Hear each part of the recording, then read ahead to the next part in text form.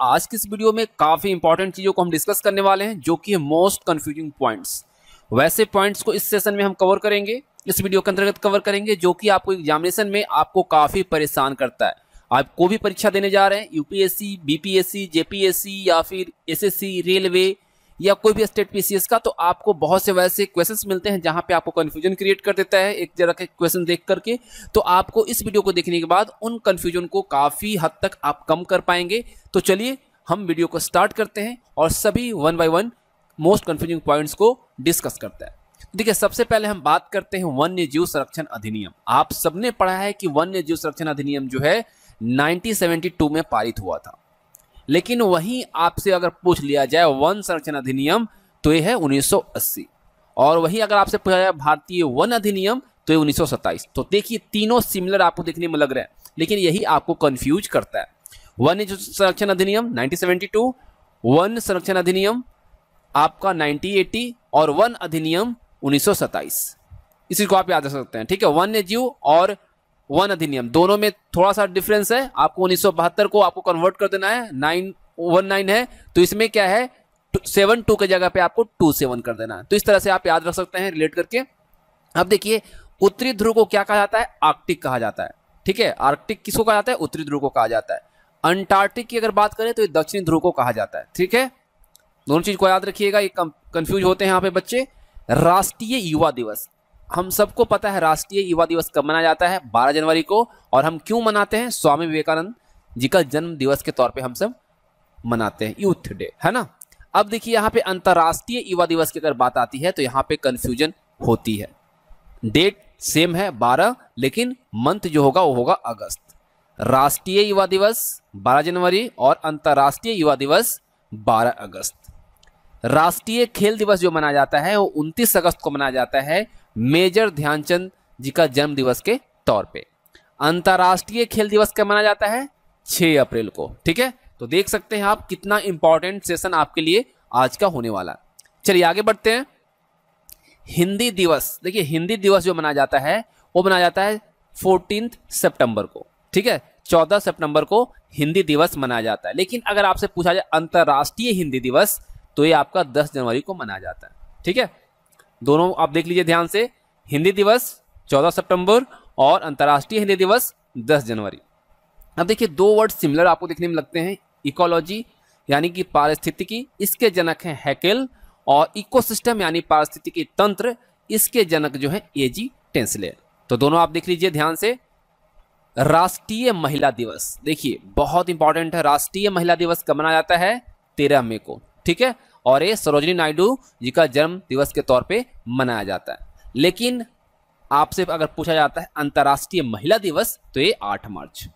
बहुत लोगों को पता है अंतर्राष्ट्रीय महिला दिवस के बारे में 8 मार्च, लेकिन यहाँ पे कंफ्यूजन आती है कि अगर राष्ट्रीय महिला दिवस पूछ लिया जाता है और दोनों ऑप्शन रहते हैं तो लोग 8 मार्च ही टिक करते हैं, जो गलत हो जाता है। तो ये 13 फरवरी को मनाया जाता है, ठीक है। चलिए आगे बढ़ते हैं।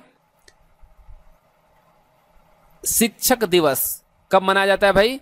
ये 5 सितंबर को मनाया जाता है, और सर्वपल्ली राधाकृष्णन के जन्म दिवस के तौर पे हम सब मनाते हैं। और आपको पता है कि हमारे देश के सबसे पहले जो कौन थे? उपराष्ट्रपति थे, ठीक है। उपराष्ट्रपति जो थे वो थे आपके सर्वपल्ली राधाकृष्णन। शिक्षा दिवस 11 नवंबर को मनाया जाता है, और ये मौलाना अबुल कलाम आजाद के जन्म दिवस के तौर पे मनाया जाता है। राष्ट्रीय बालिका दिवस हर साल 24 जनवरी को मनाया जाता है, ठीक है। लेकिन वहीं अगर आपसे पूछा जाए अंतर्राष्ट्रीय बालिका दिवस तो ये 11 अक्टूबर। तो मोस्ट कंफ्यूजिंग पॉइंट्स है सभी, जो कि आपको काफी परेशान करते हैं पेपर में। तो आप यहां ध्यान से देखिएगा, ठीक है। देखिए, पिट्सबर्ग जो है अमेरिका का औद्योगिक केंद्र है। पिट्सबर्ग अगर आपसे सिर्फ पूछा जाए तो अमेरिका का औद्योगिक केंद्र है, और वहीं अगर आपसे पूछा जाए सेंट पीटर्सबर्ग तो ये आपका रूस का औद्योगिक केंद्र है। दोनों के ध्यान से देखिए, पिट्सबर्ग से पूछा जाए तो ये आप अमेरिका का औद्योगिक केंद्र है, और सेंट पीटर्सबर्ग पूछा जाए तो ये रूस का औद्योगिक केंद्र है। भारत का मैनचेस्टर किसको कहा जाता है? अहमदाबाद को कहा जाता है, ठीक है। और उत्तर भारत का मैनचेस्टर कानपुर को। देखिए, ये 3 चीज जो है ना आपको अक्सर पूछे जाते हैं क्वेश्चंस। ये वेरी वेरी इंपॉर्टेंट है, आपके मोस्ट इंपॉर्टेंट क्वेश्चंस इससे बनते हैं आपके। भारत का मैनचेस्टर अहमदाबाद उत्तर भारत का मैनचेस्टर कानपुर और दक्षिण भारत का जो मैनचेस्टर कहा जाता है वो कोयम्बटूर को कहा जाता है, जो कि तमिलनाडु में। ये मोस्ट इंपॉर्टेंट है, याद रखिएगा इस चीज को। मैनचेस्टर क्या होता है, अगर आपसे देखिए मैनचेस्टर यहाँ वर्ड जो आया है, मैनचेस्टर जो है ब्रिटेन का जो सूती वस्त्र केंद्र था उसको हम सब कहते हैं। और ये तीनों जगह जो है अहमदाबाद, कानपुर और कोयम्बटूर एक कपड़ा के लिए फेमस है, इसीलिए हम सब इसे उत्तर भारत का, दक्षिण भारत का और भारत का मैनचेस्टर के तौर पे जानते हैं। क्लियर, चलिए आगे बढ़ते हैं। आगरा की मोती मस्जिद, ठीक है, आगरा में जो मोती मस्जिद है उसका निर्माण किसने करवाया था? शाहजहां ने करवाया था, याद रखिएगा। आगरा में जो मोती मस्जिद है उसका निर्माण शाहजहां ने करवाया था। क्लियर, चलिए आगे बढ़ते हैं और अगला देखते हैं हम सब। अब देखिए दिल्ली का मोती मस्जिद, आगरा का मोती मस्जिद हम लोगों ने देखा शाहजहां ने बनवाया था, लेकिन दिल्ली का जो मोती मस्जिद है इसका निर्माण औरंगजेब ने करवाया था और ये कहां पे है? लाल किले के अंदर है। दिल्ली के लाल किले का निर्माण किसने करवाया था? शाहजहां ने करवाया था। और आगरे का जो लाल किला है इसका निर्माण अकबर ने करवाया था। ठीक है, दोनों चीज को आप देख लीजिए। ताजमहल का ब्लूप्रिंट या पूर्ववर्ती, ये जो है हुमायूं का किला जो दिल्ली में है उस पर आधारित है। ठीक है, इस चीज को याद रखिएगा। ताजमहल की फुहर नकाशी कह ले या दूसरा ताजमहल या दक्षिण भारत का ताजमहल जो कहा जाता है वो बीबी का मकबरा को कहा जाता है, जो कि राबिया उद-दौरानी का मकबरा है। ठीक है, इसको हम सब फुहर नकाशी भी कहते हैं ताजमहल का, या फिर दूसरा ताजमहल के तौर पे भी हम सब जानते हैं। याद रखिएगा, अगर आपसे पूछा जाए कि दक्षिण भारत का ताजमहल कौन सा है तो बीबी का मकबरा ही होगा सही जवाब। ताजमहल का वास्तुकार कौन था? उस्ताद ईसा खां था। ताजमहल का राजगीर कौन था? उस्ताद अहमद लाहौरी। दोनों चीज को याद रखना है आपको। अब देखिए जो मोस्ट कंफ्यूजिंग वर्ड्स और पॉइंट्स हैं यहां से आता है। सिंधु नदी, सिंधु नदी जो है हम सब जानते हैं ये दोनों पाक और इंडिया में डिवाइड है। ठीक है, दोनों जगह बहती है। ठीक है, लेकिन सिंध नदी जो है ये सिर्फ उत्तर प्रदेश में बहती है, यानी इंडिया में बहने वाली नदी है। सिंधु भारत और पाकिस्तान में बहने वाली नदी है, सिंध नदी जो है उत्तर प्रदेश में बहती है। प्राचीन काल में 9 रत्न जो होते थे वह गुप्त वंश के शासक चंद्रगुप्त विक्रमादित्य टू के दरबारी थे। याद रखिएगा, ठीक है, प्राचीन काल में 9 रत्न गुप्त वंश के शासक चंद्रगुप्त विक्रमादित्य टू के दरबारी हुआ करते थे। और मुगल काल में जो 9 रत्न थे वह अकबर के दरबारी थे। दोनों याद रखिए। अगर प्राचीन काल की बात की जाए तो गुप्त वंश के शासक चंद्रगुप्त विक्रमादित्य के जो दरबारी थे उनको हम 9 रत्न के तौर पे जानते थे, और मुगल काल की जब बात होती है तो वो अकबर के दरबारी जो थे उनको 9 रत्न के तौर पे जाना जाता था। है ना, बहुत कंफ्यूजिंग यहाँ पे, तो आपको यहाँ से सारे कंफ्यूजन क्लियर हो जाएंगे। चलिए आगे देखते हैं। अष्टदिग्गज, अष्टदिग्गज जो है कृष्णदेव राय के दरबार में जो तेलुगु भाषा के कवि थे उनको कहा जाता था। अष्टप्रधान शिवाजी के दरबार में। ठीक है, अष्टाध्यायी पाणिनि का व्याकरण ग्रंथ है। देखिए तीनों, देखिए आपको एक जैसा लग रहा है। अष्टदिग्गज कृष्णदेव राय के दरबार में तेलुगु भाषा का कवि, अष्टप्रधान शिवाजी के दरबार में, और अष्टाध्यायी पाणिनि का व्याकरण ग्रंथ। तो ये सभी जो है मोस्ट कंफ्यूजिंग पॉइंट्स हैं, तो आप इसे ध्यान से देखिएगा, जो कि आपको काफी हेल्प करेंगी हर प्रतियोगी परीक्षाओं में। कुतुब मीनार का निर्माण जो है शुरू किसने करवाया था? कुतुबुद्दीन ऐबक ने करवाया था। ठीक है, इसका निर्माण कुतुबुद्दीन ऐबक ने करवाया था, लेकिन इसका पूरा जो करवाया था वो किसने करवाया था? इल्तुतमिश ने करवाया था। ठीक है, इसका निर्माण पूरा किसने करवाया था? इल्तुतमिश ने। ठीक है, इस चीज को आप याद रखिएगा। अगर आपसे पूछा जाए कि किसके याद में बनाया गया है तो कुतुब मीनार का निर्माण जो है जिसके सम्मान में बनाया या जिसके सम्मान में इसका निर्माण हुआ वो सूफी संत ख्वाजा बख्तियार काकी के सम्मान में बनवाया गया। ठीक है, अब देखिए यहां से कुछ और इंटरेस्टिंग चीजें निकल के आती हैं। जुड़वा बहनें, जुड़वा बहनें ट्विन सिस्टर्स, कोची और एर्नाकुलम, यानी केरल में जो एर्नाकुलम है इसको कहा जाता है। कोची और एर्नाकुलम दोनों कहां पे है? केरल में ही है। इन दोनों को ट्विन सिस्टर यानी जुड़वा बहनें कहा जाता है। लेकिन अगर आपसे पूछा जाता है जुड़वा नगर तो यहाँ पे कंफ्यूजन आती है। तो ये है हैदराबाद और सिकंदराबाद जो कि तेलंगाना में है। दोनों देखिए है ना सिमिलर, यहीं पे हम सब कंफ्यूज हो जाते हैं। अगर हमसे पूछा जाए कि भारत का पीटर्सबर्ग किसको कहा जाता है तो जमशेदपुर को कहा जाता है, जो कि झारखंड में है, लोहे का नगरी, है ना। चलिए आगे बढ़ते हैं। और देखिए हम लोगों ने देखा था पीटर्सबर्ग के बारे में, यूएसए का लौह इस्पात उत्पादन केंद्र जो उसको हम कहते हैं। भारत का सिराज जौनपुर यूपी को कहा जाता है।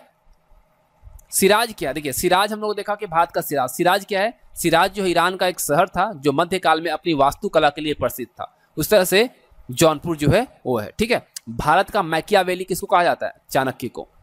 तो आप चाहें तो इसका स्क्रीनशॉट ले सकते हैं। मोस्ट इंपॉर्टेंट पॉइंट्स है आपके लिए ये सभी, ठीक है। चलिए आगे बढ़ते हैं और कुछ बहुत सारे वैसे हम कंफ्यूजिंग पॉइंट्स को यहाँ पे डिस्कस करने वाले हैं। ध्यान से सभी पॉइंट्स को आप देखिए। मैकियावेली क्या है? इटली का राजनीतिक विशेषज्ञ था और उसने द प्रिंस नामक ग्रंथ की रचना की थी। द प्रिंस नामक ग्रंथ की रचना किसने की थी? मैकियावेली ने की थी और इटली का राजनीतिक विशेषज्ञ था। और आपको पता ही चाणक्य नीति है ना, तो भारत का किसको कहा जाता है? चाणक्य को कहा जाता है, मैकियावेली, ठीक है। भारत का नेपोलियन समुद्रगुप्त को कहा जाता है। नेपोलियन कौन था भाई? फ्रांस का शासक था। इसकी तुलना किससे की गई है? समुद्रगुप्त से। भारत का शेक्सपियर कालिदास को कहा जाता है और शेक्सपियर कौन था? आपको पता है, ब्रिटेन का लेखक था, है ना। तो ध्यान से आप देखिएगा, बहुत बारीकी से मैं बार बार आपको बोल रहा हूं, ठीक है, क्योंकि बहुत ही इंपॉर्टेंट ये आपके वीडियो हैं आपके हर एक प्रतियोगी परीक्षाओं से। भारत का राष्ट्रपिता महात्मा गांधी को कहा जाता है। पाकिस्तान का राष्ट्रपिता मोहम्मद अली जिन्ना को कहा जाता है और बांग्लादेश का राष्ट्रपिता के तौर पर जो जाना जाता है वो शेख मुजीबुर रहमान को जाना जाता है, ठीक है। ये तीनों आप ध्यान रखिएगा क्योंकि हमारे पड़ोसी देश है दोनों, ये पाकिस्तान और बांग्लादेश, तो आपको याद रखना। शेरे मसूर टीपू सुल्तान को जाना जाता था। शेरे पंजाब लाला लाजपत राय को कहा जाता था और शेरे कश्मीर शेख अब्दुल्ला को कहा जाता था, ठीक है। इन तीनों चीजों को आप ध्यान से देख लिया होगा। चलिए आगे बढ़ते हैं। कायदे आजम मोहम्मद अली जिन्ना को कहा जाता था। शहीद आजम की बात करें तो भगत सिंह को, ठीक है। कायदे आजम मोहम्मद अली जिन्ना, शहीद आजम भगत सिंह। देश बंधु देखिए, देश बंधु चित्तरंजन दास, ठीक है, इसी को आप याद रखेंगे। और यहां पे है बंगबंधु शेख मुजीबुर रहमान को कहा जाता था। दोनों चीज को याद रखना, देश बंधु चित्तरंजन दास और बंगबंधु शेख मुजीबुर रहमान। देश रत्न के तौर पे डॉक्टर राजेंद्र प्रसाद को जाना जाता था और भारत का मिसाइल मैन, बहुत इंपॉर्टेंट है, आपको पता है, डॉक्टर एपीजे अब्दुल कलाम को, जो कि हमारे देश के राष्ट्रपति भी रह चुके हैं, उनको मिसाइल मैन के तौर पे हम सब जानते हैं। अब देखिए, हम लोगों ने देखा मिसाइल मैन, लेकिन मिसाइल वुमेन की अगर हम बात करें तो टेसी थॉमस को कहा जाता है। भारत की मिसाइल वुमेन टेसी थॉमस को कहा जाता है। पाकिस्तान का मिसाइल मैन अब्दुल कादिर खान को कहा जाता है। ये तो रही बात मिसाइल मैन की। तीनों चीजों को आप यहाँ पे याद रखिएगा। भारत का missile man doctor APJ Abdul Kalam, Bharat की मिसाइल वुमेन टेसी थॉमस और पाकिस्तान का मिसाइल मैन अब्दुल कादिर खान। पहले गैर कांग्रेसी प्रधानमंत्री कौन बने थे भाई? मोरारजी देसाई 1977 में। और पहले पूर्णतः गैर कांग्रेसी प्रधानमंत्री कौन बने थे? अटल बिहारी वाजपेयी। ये दोनों चीजों को याद रखिएगा। पहले गैर कांग्रेसी प्रधानमंत्री मोरारजी देसाई बने थे 1977 में, लेकिन पहले पूर्णतः गैर कांग्रेसी मतलब पूरी तरीके से गैर कांग्रेसी प्रधानमंत्री जो बने थे, जो कि एनडीए कहलाता है, वो अटल बिहारी वाजपेयी थे 1996 में। किसी राज्य के पहले गैर कांग्रेसी मुख्यमंत्री कौन बने थे?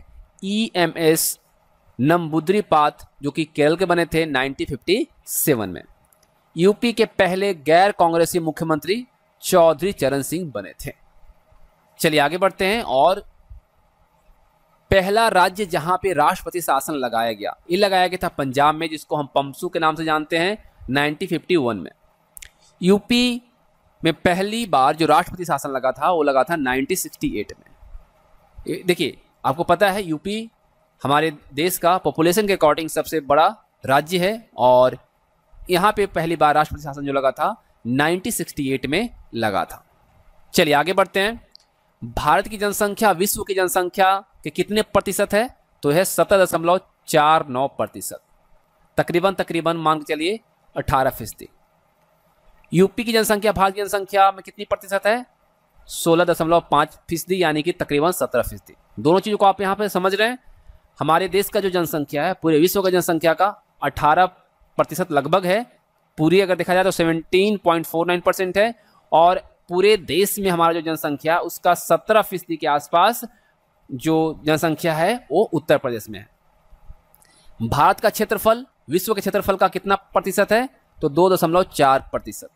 और यूपी का क्षेत्रफल भारत का कितने प्रतिशत है? 7.33%। इसी को ध्यान रखिएगा कि भारत का क्षेत्रफल जो है पूरे विश्व का क्षेत्रफल का मात्र 2.5% के आसपास है और पूरे भारत का क्षेत्रफल जो है उसमें यूपी का जो योगदान है, यानी यूपी का जो क्षेत्रफल है वो है 7.33%। राष्ट्रगान की गायन अवधि कितनी है? 52 सेकेंड। 52 सेकेंड। संक्षिप्त में राष्ट्रगान की गायन अवधि कितना है? 20 सेकेंड। ये दोनों आपको याद रखना है। राष्ट्रगान जो है इसकी जो अवधि है वो 52 सेकेंड मैक्सिमम है, और संक्षिप्त में अगर करना है जो कि पहले और अंतिम जो पंक्ति है उसको गाया जाता है तो इसमें आपको 20 सेकेंड के अंदर गाना होता है। ठीक है। राष्ट्रीय गीत की गायन अवधि कितना है? 65 सेकेंड। राष्ट्रीय गीत याद है आपको, है ना, वंदे मातरम, जो कि आपको 65 सेकेंड में गाना होता है। लाइफ डिवाइन पुस्तक के लेखक कौन है? अरविंदो घोष है। देखिए यहाँ पे आपको इस तरह से क्यों दिया गया, जो कि ये मोस्ट कंफ्यूजिंग पॉइंट्स है। अब देखिए यहाँ पे हम देख रहे हैं तीनों चीजों को। यहाँ पे लाइफ डिवाइन पुस्तक के लेखक अरविंदो घोष हैं, डिवाइन लाइफ पुस्तक के लेखक शिवानंद हैं, और डिवाइन कॉमेडी के लेखक जो हैं दांते हैं। तो तीनों एक जैसा है ना, सिमिलर। तो यहाँ से हम सब कंफ्यूज होते हैं ना। अगर ऑप्शंस में रहेगा तो हम टिक कर देंगे फट से। लाइफ डिवाइन देखा, अरे यार डिवाइन की बात हो रही है, यहाँ पे अरविंदो घोष हो जाएगा। डिवाइन लाइफ की बात हुई, अरे शिवानंद। तो ये चीजें हमको यहाँ से यही चीजें क्लियर करनी है। इंडिया गेट का निर्माण कब हुआ था? 1911 में हुआ था, दिल्ली में। गेटवे ऑफ इंडिया कहाँ है? मुंबई में। इसका निर्माण कब हुआ था? 1921 में, यानी कि 10 वर्ष बाद। इसको आप याद रखिएगा। इंडिया गेट कहाँ है? दिल्ली में है। इसका निर्माण 1911 में हुआ था। गेटवे ऑफ इंडिया का निर्माण 1921 में हुआ था। कहाँ? मुंबई में। ठीक है, चलिए आगे बढ़ते हैं। भारत की राजधानी कलकत्ता से दिल्ली हस्तांतरित करने की जो घोषणा हुई थी कब हुई थी? 1911 में। लेकिन नई दिल्ली भारत की राजधानी कब बनी? 1912 में। ठीक है, इस चीज को याद रखिए। घोषणा हुई थी 1911 में, बना कब? 1912 में। तक्षशिला विश्वविद्यालय की स्थापना की राजा तक्ष ने किया था, जो कि वर्तमान में कहां पे है? पाकिस्तान में है। नालंदा विश्वविद्यालय की स्थापना किसने किया था? कुमारगुप्त ने किया था, कुमारगुप्त प्रथम ने। और ये कहां पे है? वर्तमान में आपका बिहार में। यहाँ पे आपको सही कर लीजिएगा, ये यहाँ पे राजस्थान बाई मिस्टेक यहाँ पे प्रिंट है, ये आपका हो जाएगा बिहार। ठीक है, नालंदा विश्वविद्यालय कहाँ पे है? बिहार में। विक्रमशिला विश्वविद्यालय की स्थापना किसने किया था? धर्मपाल ने किया था, और ये बिहार में भागलपुर आपका एक जिला है, वहां पे। ठीक है, चलिए आगे बढ़ते हैं। सोमपुरी बौद्ध विहार की स्थापना किसने की थी? धर्मपाल ने की थी। कहां पे है? बिहार में। अब देखिए यहां पे दो चीजों को आपको बहुत ध्यान से देखना है। वर्नाकुलर प्रेस एक्ट लगाया गया या लाया गया, जो ये 1878 में लाया गया लॉर्ड लिटन के द्वारा। वर्नाकुलर प्रेस एक्ट लाया गया 1878 में लॉर्ड लिटन के द्वारा, और वर्नाकुलर प्रेस एक्ट हटाया गया 1882 में लॉर्ड रिपन के द्वारा। लॉर्ड लिटन और रिपन दोनों आप याद रखिएगा, लिटन ने लाया, रिपन ने हटाया। ठीक है। भारत में जनगणना की शुरुआत लॉर्ड मेयो के कार्यकाल में 1872 में हुई थी, शुरू हुई थी। ठीक है। अब देखिए भारत में 10 की जनगणना, यानी कि हमारे देश में जो जनगणना होता है 10 वर्षों के अंतराल पे होता है, तो इसकी जो शुरुआत है लॉर्ड रिपन ने किया था 1881 में। देखिए जनगणना की शुरुआत तो लॉर्ड मेयो के कार्यकाल में हुआ 1872 में, लेकिन 10 वर्षों में एक बार जनगणना की जो शुरुआत है ये लॉर्ड रिपन के द्वारा 1881 में किया गया। भारत में अब तक कुल जनगणना कितनी बार हुई है? 15 बार। भारत में अब तक 10 की जनगणना कितनी बार हुई है? 14 बार। ठीक है, एक बार तो लॉर्ड मेयो ने ले आया, लेकिन उसके बाद 81 में जो आया उसके बाद 10 वर्षों के अंतराल पे होने लगा, जो कि अभी 14 बार हुआ है। ठीक है, क्लियर। चलिए, स्वतंत्र भारत में जनगणना कितनी बार हुआ है? 7 बार। जब हमारी जनगणना की बात आती है तो तीनों चीजों को याद रखना है यहाँ पे कि लॉर्ड मेयो के कार्यकाल में जनगणना की शुरुआत हुई 1872 में, 10 वर्षों की जनगणना की शुरुआत लॉर्ड रिपन ने 1881 में किया। भारत में कुल जनगणना 15 बार हुई है, 10 की जनगणना की बात करें 14 बार, और स्वतंत्र भारत में जनगणना की अगर बात करते हैं तो 7 बार हुआ 1947 के बाद। ठीक है।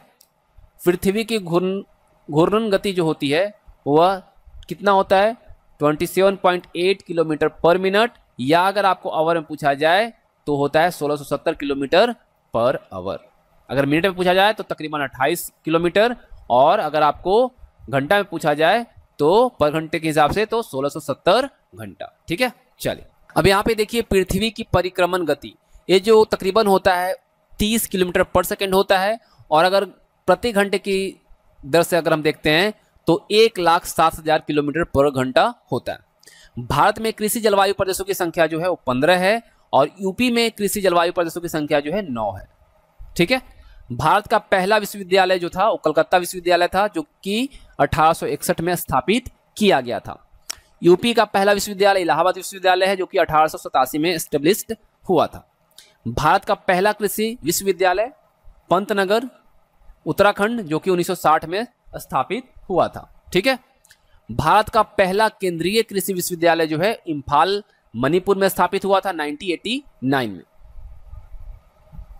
कांग्रेस के प्रथम अध्यक्ष कौन बने थे भाई? WC बनर्जी, आप सबको पता है 1885 में। लेकिन कांग्रेस के प्रथम मुस्लिम अध्यक्ष जो बने थे वो कौन बने थे? बदरुद्दीन तैयबजी, कब? 1887 में। और कांग्रेस के पहले अध्यक्ष और अंग्रेज शासक जो बना था, अंग्रेज अध्यक्ष जो बना था, जॉर्ज यूल ने बना था, और एक कब बना था? 1888 में। और कांग्रेस की पहली महिला अध्यक्ष एनी बेसेंट बनी थी 1917 में।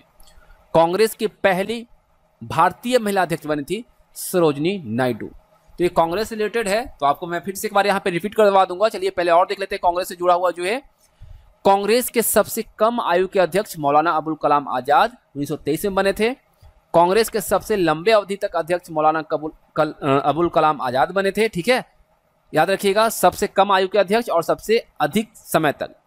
कांग्रेस के अध्यक्ष सबसे अधिक बार पंडित जवाहरलाल नेहरू बने थे, 3 बार। यहाँ ए पॉइंट देखिए, बंगाल का पहला गवर्नर कौन बना था? रॉबर्ट क्लाइव बना था, और ये 1757 बना था। यहाँ टाइपिंग मिस्टेक है, ठीक है। 1757 में पहला गवर्नर जो बना था बंगाल का वो रॉबर्ट क्लाइव बना था। और बंगाल का पहला गवर्नर जनरल की अगर हम बात करते हैं तो वारेन हेस्टिंग बना था, कब? 1773 में। ठीक है। और भारत का पहला गवर्नर जनरल जो बना था, देखिए बंगाल का पहला गवर्नर जनरल कौन बना था? वारेन हेस्टिंग 1773 में। और भारत का पहला गवर्नर जनरल जो बना था लॉर्ड विलियम वेंटिक बना था 1833 में। ठीक है, याद रखिएगा इस चीज को। भारत का पहला गवर्नर जनरल कौन बना था? Lord William वेंटिक। स्वतंत्र भारत का पहला भारतीय गवर्नर जनरल कौन बना था? सी राजगोपालाचारी। याद रखिएगा, स्वतंत्र भारत के पहले भारतीय गवर्नर जनरल। अगर आपसे पूछा जाए कि भारत का अंतिम गवर्नर जनरल कौन था, तो वो था कौन? Lord Mountbatten. लेकिन भारतीय गवर्नर जनरल की बात आएगी तो C Rajagopalachari. British East India company की स्थापना के समय ब्रिटेन की महारानी कौन थी? एलिजाबेथ प्रथम। फ्रांसीसी ईस्ट इंडिया कंपनी की स्थापना के समय फ्रांस का शासक कौन था? लुई 14वां। ठीक है, ये था उस समय शासक। ईस्ट इंडिया कंपनी जो है उसकी लंदन में स्थापना कब हुई थी? 1599 में। ईस्ट इंडिया कंपनी का जो भारत में आगमन हुआ वो कब हुआ? 1600 में। ईस्ट इंडिया कंपनी को भारत से समाप्त करने की घोषणा कब हुई? 1873 में। और ईस्ट इंडिया कंपनी भारत से वापस कब गई? 1874 में। ठीक है। और भारत आने वाले पहले यूरोपीय पुर्तगाली 1498 में आए थे। ठीक है, भारत आने वाले पहले यूरोपीय थे पुर्तगाली, जो कि 1498 में भारत आए थे। आगे देखिए, भारत में सबसे बाद में जाने वाले यूरोपीय पुर्तगाली ही थे, जो कि अंतिम इनका शासक कहां पे हुआ करता? शासन गोवा में।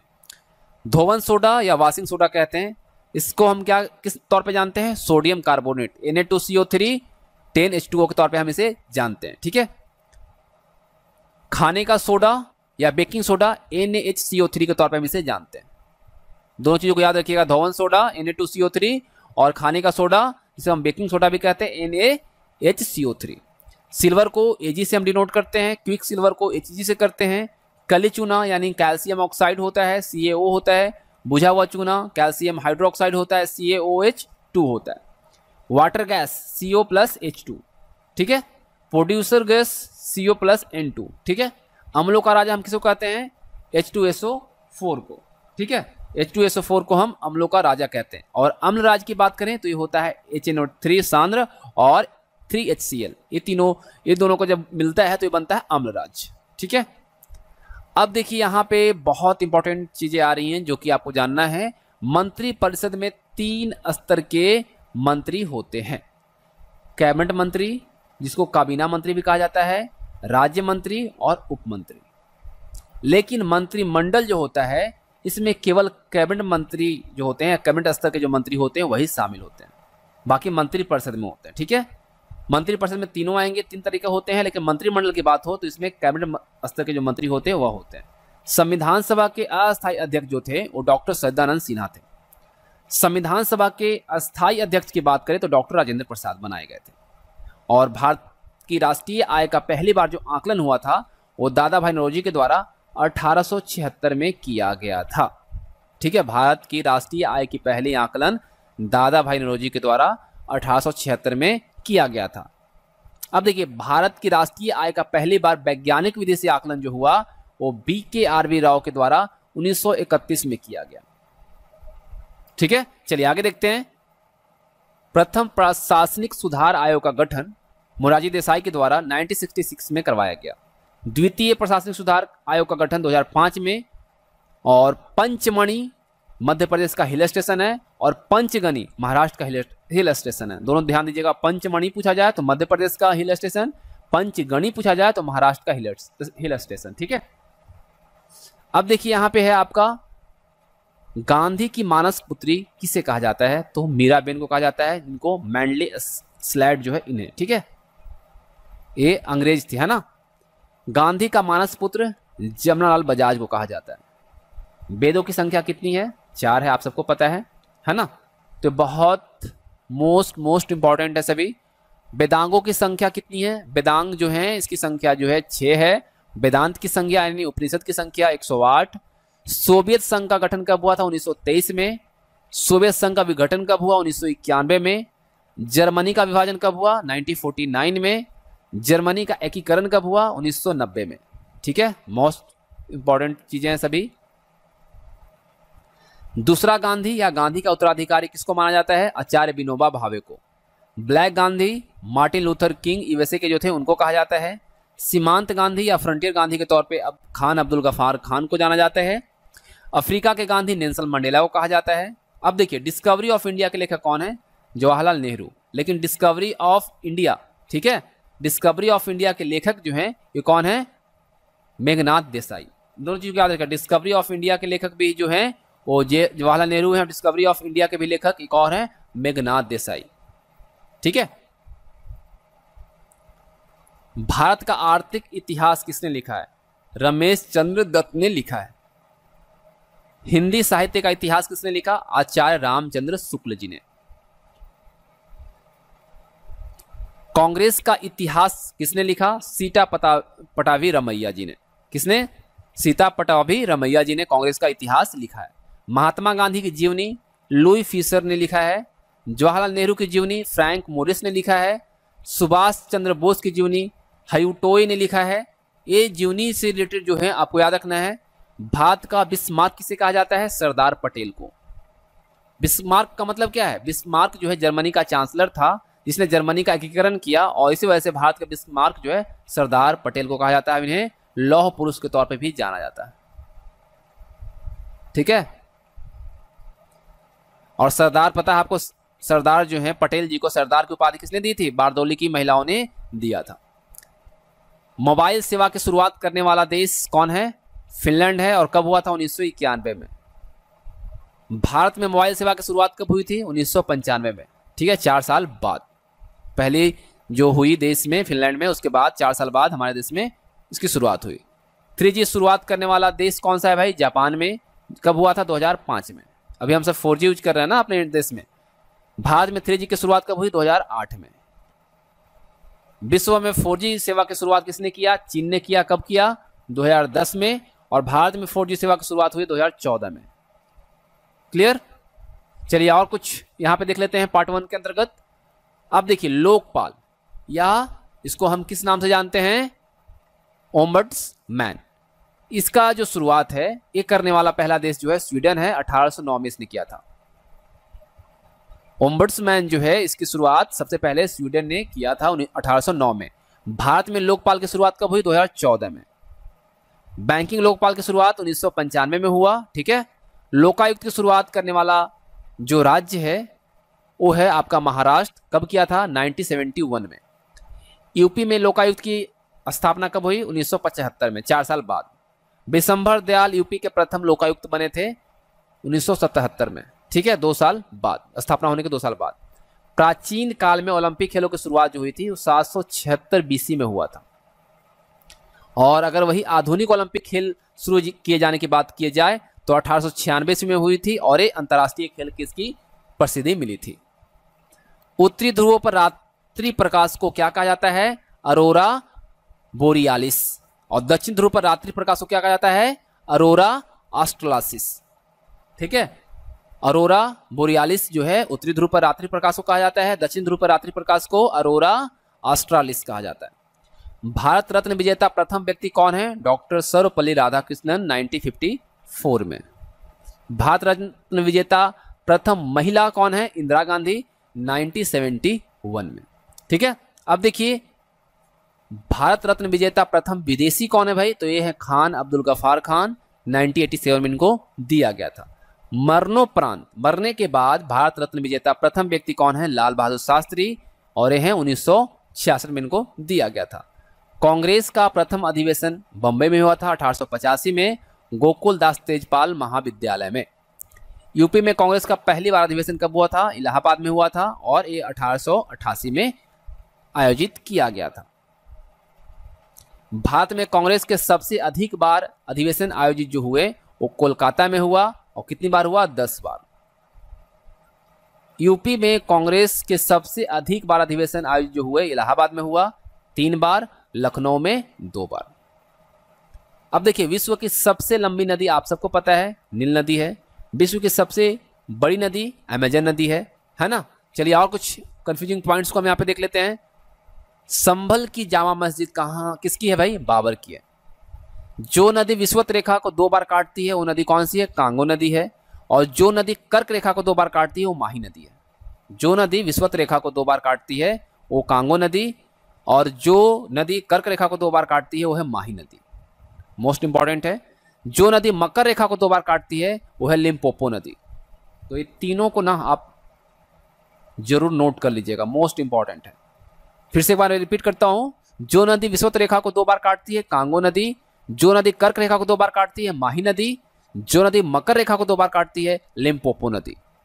भारत का पहला अंग्रेजी समाचार पत्र था बंगाल गजेट, जो कि जेम्स अगस्टस हिकी के द्वारा यानी जेम्स ए हिकी के द्वारा 1780 में प्रकाशित किया गया था।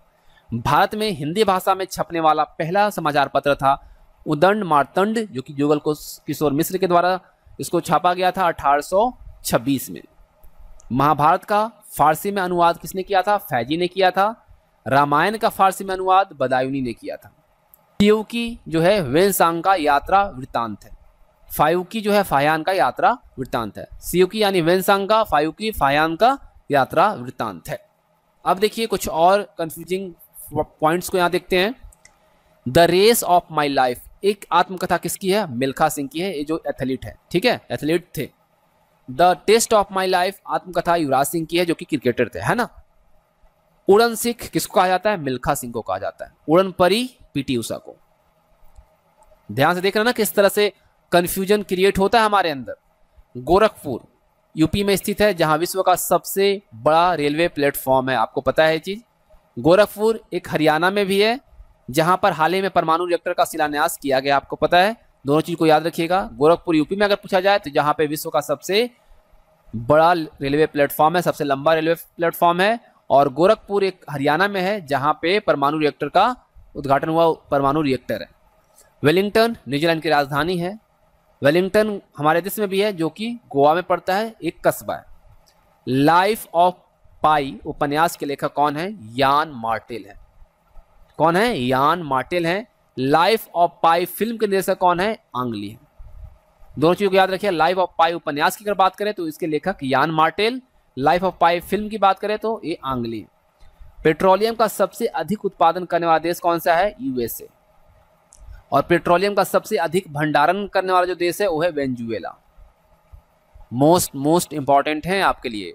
चलिए, विश्व का सबसे बड़ा चिड़ियाघर क्रूगर नेशनल पार्क है, जो कि साउथ अफ्रीका में है।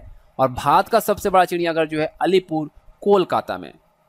मोस्ट इंपॉर्टेंट है, आप ध्यान से देखिएगा सभी को, ठीक है। अब देखिए औरंगाबाद जो है बिहार का एक जिला है, जो कि NH2 पे है, ठीक है। और एक औरंगाबाद है महाराष्ट्र का जिला, जहां पे आपको ताजमहल का फुहर नक्काशी देखने को मिल जाता है ना। होशंगाबाद मध्य प्रदेश का जिला है और होशंगाबाद महाराष्ट्र का भी जिला है, ठीक है, तो ये ध्यान दीजिएगा दोनों जगह। बिलासपुर छत्तीसगढ़ का सबसे बड़ा नगर है और बिलासपुर हिमाचल प्रदेश में एक जिला डिस्ट्रिक्ट है, ठीक है। अमरावती महाराष्ट्र का स्थान है जहां पे मौर्यकालीन स्तूप है, लेकिन अमरावती जो है आंध्र प्रदेश का ऐतिहासिक नगर है जिसे सीमांध्र की राजधानी घोषित करने का निर्णय लिया गया, यानी कि हैदराबाद का राजधानी घोषित किया गया। अंग्रेजों के काल में सती प्रथा निषेध अधिनियम कानून जो बना वो लॉर्ड विलियम वेंटी के कार्यकाल में बना। स्वतंत्र भारत में सती प्रथा निषेध कानून जो बना वो कब बना? 1987 में। अंग्रेजों के काल में फैक्ट्री अधिनियम जो बनाया गया वो 1881 में बनाया गया। मोस्ट इंपॉर्टेंट सभी पॉइंट्स हैं आपके लिए। स्वतंत्र भारत में फैक्ट्री अधिनियम कब बनाया गया? 1948 में। शिमला सम्मेलन आप सबको पता है, शिमला एग्रीमेंट, तो ये अंग्रेजों के काल में 1945 में कांग्रेस और मुस्लिम लीग के बीच शिमला में सम्मेलन आयोजित हुआ था जो कि असफल रहा था, ठीक है। कब हुआ था? 1945 में अंग्रेजों और मुस्लिम लीग के बीच में आयोजित हुआ था जो कि फेल रहा था। एक शिमला समझौता हुआ था 3 जुलाई 1972 को, जिसको हम शिमला समझौता के तौर पर जानते हैं, जो कि प्रधानमंत्री इंदिरा गांधी और पाकिस्तान के प्रधानमंत्री जुल्फिकार अली भुट्टो के बीच हुआ था, ठीक है। दोनों चीज को याद रखिएगा, एक 1945 में कांग्रेस और मुस्लिम लीग के बीच, और दूसरा जो शिमला समझौता हुआ था 1972 में वो भारत के प्रधानमंत्री तत्कालीन प्रधानमंत्री इंदिरा गांधी और पाकिस्तान के तत्कालीन प्रधानमंत्री जुल्फिकार अली भुट्टो के बीच हुआ था। ईरी अमेरिका के 5 महान झीलों में से एक है और ईरी जो है रेशम की एक प्रजाति भी है ना। चलिए आगे देखते हैं। अब देखिए यहाँ पे जो है गद्दी, गद्दी क्या है? हिमाचल प्रदेश की एक जनजाति है, आप लोगों ने पढ़ा है। और गद्दी जो है, गदगद्दी कह ले, है ना, ये हिमालय क्षेत्र में पाई जाने वाली एक बकरी की भी प्रजाति है। दोनों चीजों को आप देख रहे हैं। प्रियदर्शी अशोक महान को कहा जाता था, सम्राट अशोक को कहा जाता था। प्रियदर्शनी इंदिरा गांधी को कहा जाता था। दोनों चीजों को आप ध्यान से देखिए। राइन नदी जर्मनी में प्रवाहित होती है, रोन नदी स्विट्जरलैंड में प्रवाहित होती है और पो नदी जो है इटली में प्रवाहित होती है। पोपो नदी जो है ये कहां पे बहती है भाई? दक्षिण अफ्रीका में, साउथ अफ्रीका में बहने वाली नदी है। अब देखिए डोडा, डोडा जम्मू कश्मीर में है, ठीक है। अब देखिए डोडा बेटा, डोडा बेटा आप सबको पता है ये चोटी है जो कि तमिलनाडु में नीलगिरी पहाड़ी की सबसे ऊंची चोटी है ना। नीलगिरी पहाड़ी की सबसे ऊंची चोटी कौन सी है? डोडा बेटा, ठीक है। अब देखिए डोडो, डोडो जो है मॉरिशस में पाया जाने वाला पक्षी था जो कि अब लुप्त हो चुका है, ठीक है। डोडोमा, डोडोमा जो है तंजानिया की राजधानी है। तो आप लोगों ने देखा डोडा, डोडो, डोडोमा, ये सभी जो है आपको कंफ्यूजन क्रिएट करवाते हैं, तो एक जैसे देखने में, और यहाँ पे हम कंफ्यूज हो जाते हैं। अब देखिए इंद्रावती नदी ये झारखंड में प्रवाहित होती है, ये जो नदी है झारखंड में प्रवाहित होती है। इरावती नदी ये म्यांमार में प्रवाहित होने वाली नदी है। अब देखिए देवघर, देवघर जो है झारखंड में स्थित है, जहां की बाबा बैजनाथ धाम से हम सब जानते हैं। अब है देवल नांज, ये सहारनपुर में है। नैना ये मुंबई के निकट नया शहर स्थापित किया गया है। नैन्सी फ्रांस का शहर है। अब देखिए संविधान सभा का प्रारूप किसने तैयार किया था? BN राव, ठीक है। संविधान सभा का प्रारूप जो है BN राव के द्वारा तैयार किया गया था। लेकिन यहाँ पे देखिए संविधान की प्रारूप समिति के अध्यक्ष कौन थे? तो थे डॉक्टर भीमराव अंबेडकर। और हम सब यही समझ बैठते हैं कि संविधान सभा की जो प्रारूप समिति जो थी उसके अध्यक्ष जो डॉक्टर भीमराव अंबेडकर थे, उन्होंने ही प्रारूप तैयार किया था, ऐसा नहीं है, ठीक है। तो यहाँ पे देखिए दोनों आपको यहाँ से क्लियर हो जाएगा। कर्नाटक की पहली राजधानी बेंगलुरु, याद रखिए कर्नाटक की पहली राजधानी है बेंगलुरु, और कर्नाटक की दूसरी राजधानी जो है वो है बेलगान। पहली राजधानी बेंगलुरु, दूसरी बेलगान, बहुत कम लोगों को पता होगा, तो आप यहाँ से देख सकते हैं। दक्षिण अफ्रीका की पहली राजधानी केप टाउन। साउथ अफ्रीका की पहली राजधानी कौन सी है? केप टाउन है। और दक्षिण अफ्रीका की दूसरी राजधानी जो है प्रिटोरिया है। दोनों चीजों आप देख लीजिए यहाँ पे, ठीक है। तो हमने वैसे क्वेश्चंस को यहाँ पे लाया है जो कि आपको रियल में कंफ्यूजन क्रिएट करवाता है एग्जामिनेशन में। चलिए आगे देखिए। उत्तराखंड की वर्तमान राजधानी कहाँ पे है? देहरादून। कहाँ पे है? देहरादून। और उत्तराखंड की प्रस्तावित राजधानी गैरसैंण, ठीक है। इस चीज को आप नोट कर लीजिएगा, वेरी वेरी इंपॉर्टेंट है आपके लिए। नोट कर लीजिए जरूर, ठीक है। गंगा नदी 5 राज्यों से होकर प्रवाहित होती है, ठीक है। गंगा नदी जो है वो 5 राज्यों से होकर प्रवाहित होती है, और राम गंगा नदी जो है उत्तर प्रदेश में प्रवाहित होती है।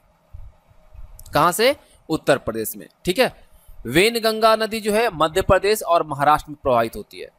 वेन गंगा मध्य प्रदेश और महाराष्ट्र में प्रवाहित होने वाली नदी है, और पेन गंगा जो है ये आंध्र प्रदेश में प्रवाहित होने वाली नदी है। यहां पे आप लोगों ने देखा, ठीक है।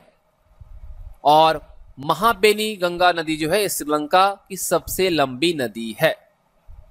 तो हम लोगों ने क्या देखा? राम गंगा नदी उत्तर प्रदेश में प्रवाहित होती है, वेन गंगा नदी मध्य प्रदेश में, पेन गंगा आंध्र प्रदेश में, और महाबेनी गंगा नदी जो है श्रीलंका की सबसे लंबी नदी है। आगे देखते हैं, दक्षिण की गंगा किसको कहा जाता है?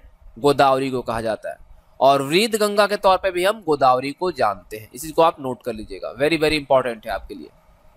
तो ये जो सेशन है वो काफी इंपॉर्टेंट है आपके लिए, क्योंकि आपको यहाँ से 1000 क्वेश्चंस भी कंप्लीट होंगे, साथ ही साथ आपको कंफ्यूजन जो होता है वो भी खत्म हो जाएगा। चलिए आगे देखते हैं। अब देखिए, पालनपुर, पालनपुर जो है गुजरात का पर्यटन स्थल है। पालनपुर जो है एक गुजरात का पर्यटन स्थल है। और पालमपुर, देखिए पालन और पालम थोड़ा सा आपको यहाँ पे स्लाइटली चेंज है, तो ये हिमाचल प्रदेश का पर्यटन स्थल है। याद रखिएगा, पालनपुर गुजरात का और पालमपुर हिमाचल प्रदेश का पर्यटन स्थल है। उत्तर कोरिया की राजधानी कहाँ है? प्योंगयांग। और दक्षिण कोरिया की राजधानी कहाँ है? सियोल। याद रखिएगा, उत्तर कोरिया यानी नॉर्थ कोरिया की राजधानी प्योंगयांग और दक्षिण कोरिया की सियोल। सूडान की राजधानी खार्तूम है, और दक्षिणी सूडान की राजधानी कहाँ है? जूबा। ठीक है, सूडान की राजधानी खार्तूम और आपका दक्षिणी सूडान की राजधानी जो है यह है आपका जूबा। शिव समुद्रम परियोजना जो है यह आपका भारत की पहली जल विद्युत परियोजना है, जो कब स्थापित हुई थी? 1902 में। इस चीज को याद रखिएगा, शिव समुद्रम परियोजना भारत की पहली जल विद्युत परियोजना है जो 1902 में कर्नाटक में स्थापित हुई थी। सेतु समुद्र परियोजना जो है ये श्रीलंका और भारत के बीच प्रस्तावित परियोजना है, जो कि धार्मिक कारणों के कारण स्थगित हो गई थी। ठीक है, ये दोनों आप याद रखेंगे। अब देखिए अगला जो है कोलंबिया। आप सबको पता है कोलंबिया के बारे में। कोलंबिया क्या है? एक लैटिन अमेरिकी देश है। कोलंबिया जो है एक लैटिन अमेरिकी देश है, साथ ही साथ कोलंबिया जो है अमेरिका का एक राज्य है। और कोलंबिया आप सबको पता है, इसे हम कैसे भूल सकते हैं? अमेरिका का एक अंतरिक्ष यान था जिसकी दुर्घटना में कल्पना चावला की मृत्यु हुई थी। तीनों आप देख रहे हैं। कोलंबिया क्या है? एक लैटिन अमेरिकी देश है। कोलंबिया जो है अमेरिका का एक राज्य है, और कोलंबिया जो है अमेरिका का एक अंतरिक्ष यान था जिसकी दुर्घटना में कल्पना चावला की मृत्यु हुई थी। चलिए आगे देखते हैं। टाइटन। टाइटन क्या है? आपको पता है कि शनि का उपग्रह है ना, शनि का सैटेलाइट है। और ट्राइटेन ये वरुण का उपग्रह है। देखिए, टाइटन शनि का और ट्राइटेन वरुण का। विश्व की कहवा मंडी यानी कि कॉफी का जो मंडी कहलाता है विश्व का, वो कहलाता है साओ पालो। कहाँ है? ब्राजील में। हम सब पढ़े हैं ना कि ब्राजील में सबसे ज्यादा कॉफी का उत्पादन होता है, तो ये विश्व का कहवा मंडी के तौर पे जाना जाता है। और विश्व का कहवा पतन जो कहलाता है वो सैंट्रोस को कहा जाता है, जो कि ब्राजील में ही है। दोनों चीजों को याद रखिएगा। विश्व की कहवा मंडी कहलाती है साओ पालो ब्राजील में, और विश्व की कहवा पतन जो है सैंटोस को कहा जाता है, जो कि ब्राजील में। आगे बढ़ते हैं। मूंगा। मूंगा आपको पता है कि रेशम की एक प्रजाति होती है। मूंगा क्या है? रेशम की एक प्रजाति है। और मूंगा की अगर हम बात करें तो मूंगा जीवों से ही प्रवाल भित्तियों का निर्माण होता है।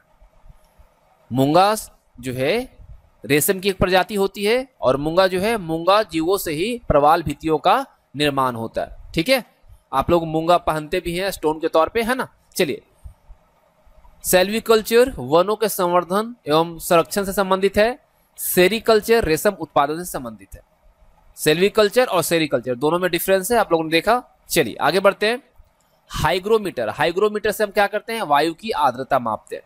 वायु की आर्द्रता जो हम मापते हैं वो हाइग्रोमीटर से मापते हैं। और हाइड्रोमीटर से हम क्या करते हैं? आपेक्षिक घनत्व मापते हैं। हाइग्रो और हाइड्रो का आपका यहां समझ में आ गया होगा। हाइग्रो से हम वायु की आर्द्रता मापते हैं और हाइड्रो से आपेक्षिक घनत्व को मापते हैं। जीवों के लिए न्यूनतम आवश्यक तत्वों की संख्या कितनी रखी गई है? 27।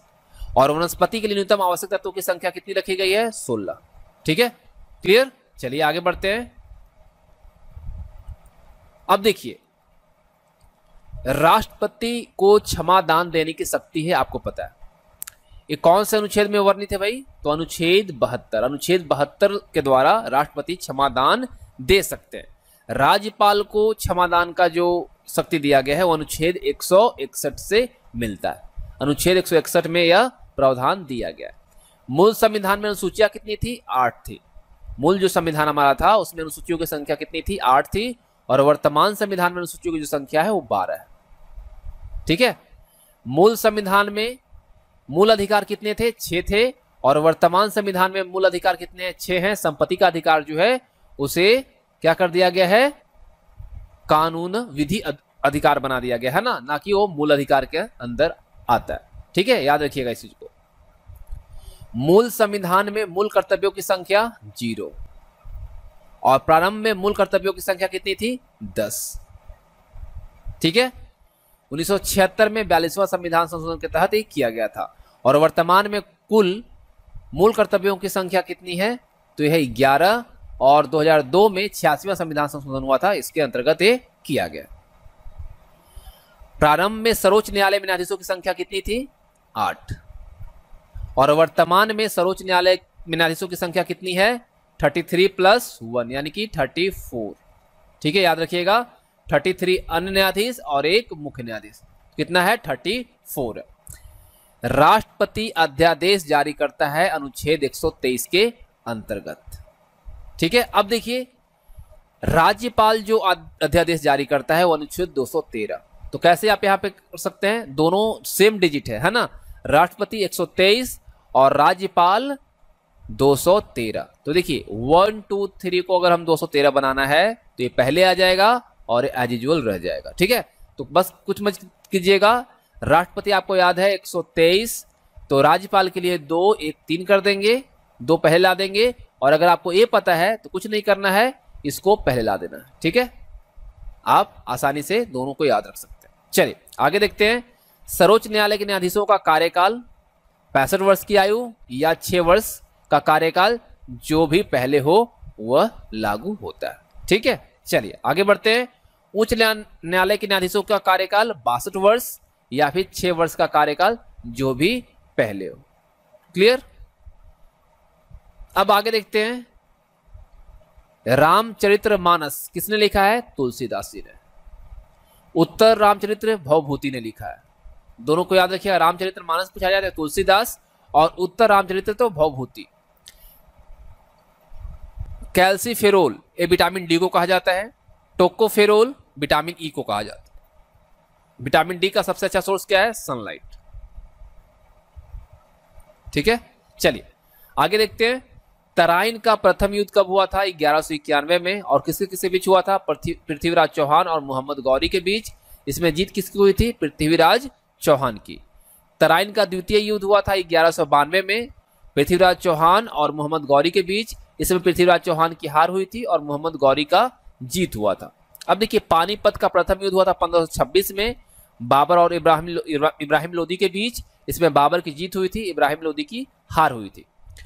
पानीपत का द्वितीय युद्ध हुआ था 1556 में, जो कि अकबर और हेमू के बीच हुआ था। हेमू हार गया था, अकबर इसमें जीत गया था। और पानीपत का तृतीय युद्ध हुआ था 1761 में, मराठा और अहमद शाह अब्दाली के बीच, जिसमें मराठा की हार हुई थी और अहमद शाह अब्दाली जीत गया था। ठीक है, तो आप देख सकते हैं किस तरह से हमारे अंदर कंफ्यूजन क्रिएट होता है क्वेश्चंस को देखने के बाद। और यही मेरी कोशिश है कि इस सीरीज के द्वारा आपकी जो कंफ्यूजन है उसको कम किया जा सके। चलिए आगे देखते हैं, नेक्स्ट क्वेश्चन की तरफ बढ़ते हैं। तो पहली बार दिल्ली दरबार का आयोजन जो हुआ था कब हुआ था? ये हुआ था 1876 में, महारानी विक्टोरिया के सम्मान में। ठीक है, दूसरी बार किला अगर देखा जाए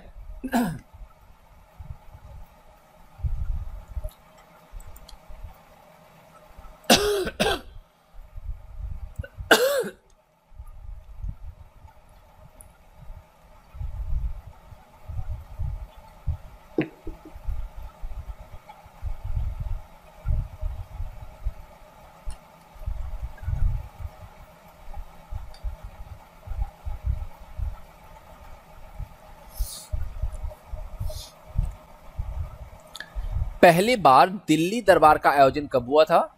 1876 में हुआ था, महारानी विक्टोरिया के सम्मान में। दूसरी बार दिल्ली दरबार का जो आयोजन है 1911 में हुआ था, जॉर्ज पंचम के सम्मान में। ठीक है, याद रखिएगा। गति के 3 नियम किसने दिए? न्यूटन ने दिए। ठीक है। ग्रहों के गति के 3 नियम किसने दिए? कैपलर ने दिए। याद रखिएगा, गति के 3 नियम जो है वह न्यूटन के द्वारा दिया गया है, और ग्रहों के गति के 3 नियम जो दिया गया है वो कैपलर के द्वारा दिया गया है। भूगोल के जनक यानी फादर ऑफ ज्योग्राफी किसको कहा जाता है? हिकेटियस को कहा जाता है। और व्यवस्थित भूगोल के जनक के तौर पे हम इरेटोस्थनीज को जानते हैं। क्लियर। भौतिक विज्ञान के जनक न्यूटन, रसायन विज्ञान के जनक लेवोसियर, और जीव विज्ञान के जनक जो है अरस्तु। और जीव विज्ञान का 2 पार्ट है, एक है जियोलॉजी और दूसरा है बोटनी। तो जिसको हम जूलॉजी को जंतु विज्ञान कहते हैं, तो इसके जनक अरस्तु हैं, और वनस्पति विज्ञान के जनक हैं थियोफ्रेस्टस। ठीक है, थियोफ्रेस्टस जो है वो बोटनी के फादर हैं, और जूलॉजी के अरस्तु को हम कहते हैं। ठीक है, चलिए आगे बढ़ते हैं। 1 मील में कितना मीटर होता है? 1600 मीटर होता है। ठीक है, 1 मील में 1600 मीटर होता है।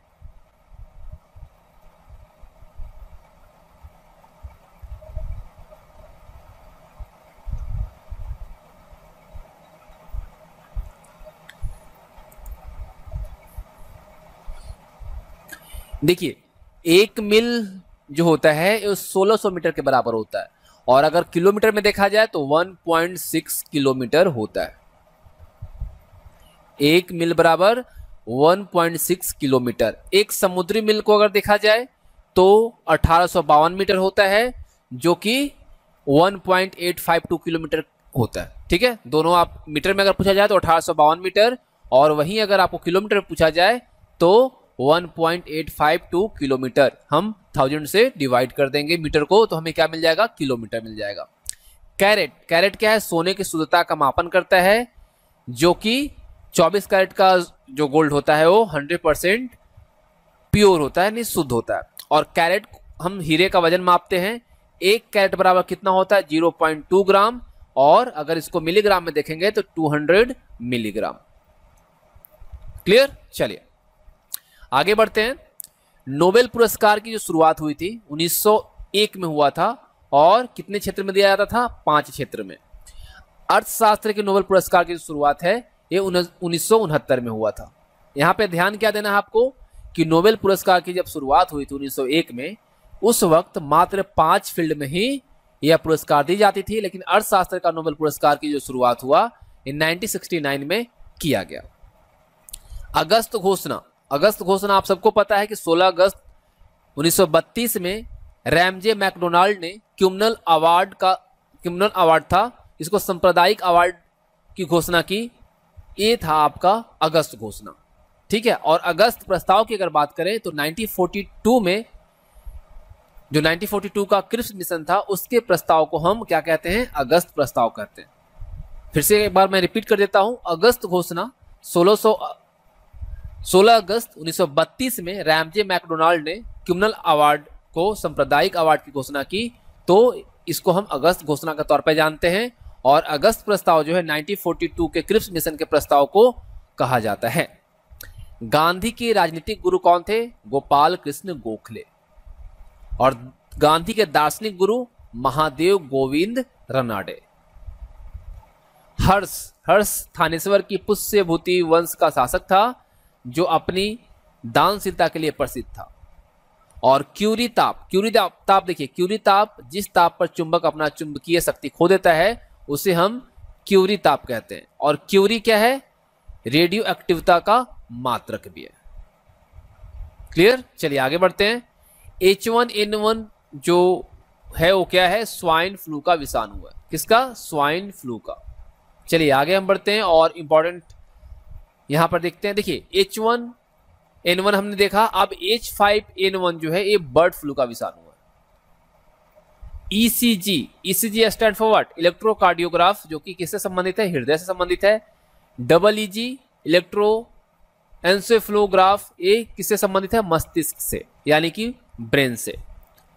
साक्षरता, इसकी गणना जो है वो 7 वर्ष या उससे ऊपर के आयु के वर्ग में की जाती है। याद रखिएगा, साक्षरता जो है इसकी गणना 7 वर्ष या उससे ऊपर के आयु वर्ग के लिए किया जाता है, उसके नीचे नहीं होता है। प्रौढ़ साक्षरता, इसकी गणना की अगर हम बात करें तो 15 वर्ष या उसके ऊपर के आयु वर्ग के लिए किया जाता है। कार्यशील जनसंख्या की आयु कितना है? 15 से 65 वर्ष। आश्रित जनसंख्या की आयु कितना है? 15 से कम और 65 वर्ष से अधिक। दोनों को आप देख लीजिएगा यहां पे, कार्यशील और आश्रित। जब पृथ्वी सूर्य से या सूर्य के सबसे नजदीक होता है तो उस स्थिति को क्या कहा जाता है? तो उसको कहा जाता है उपसौर,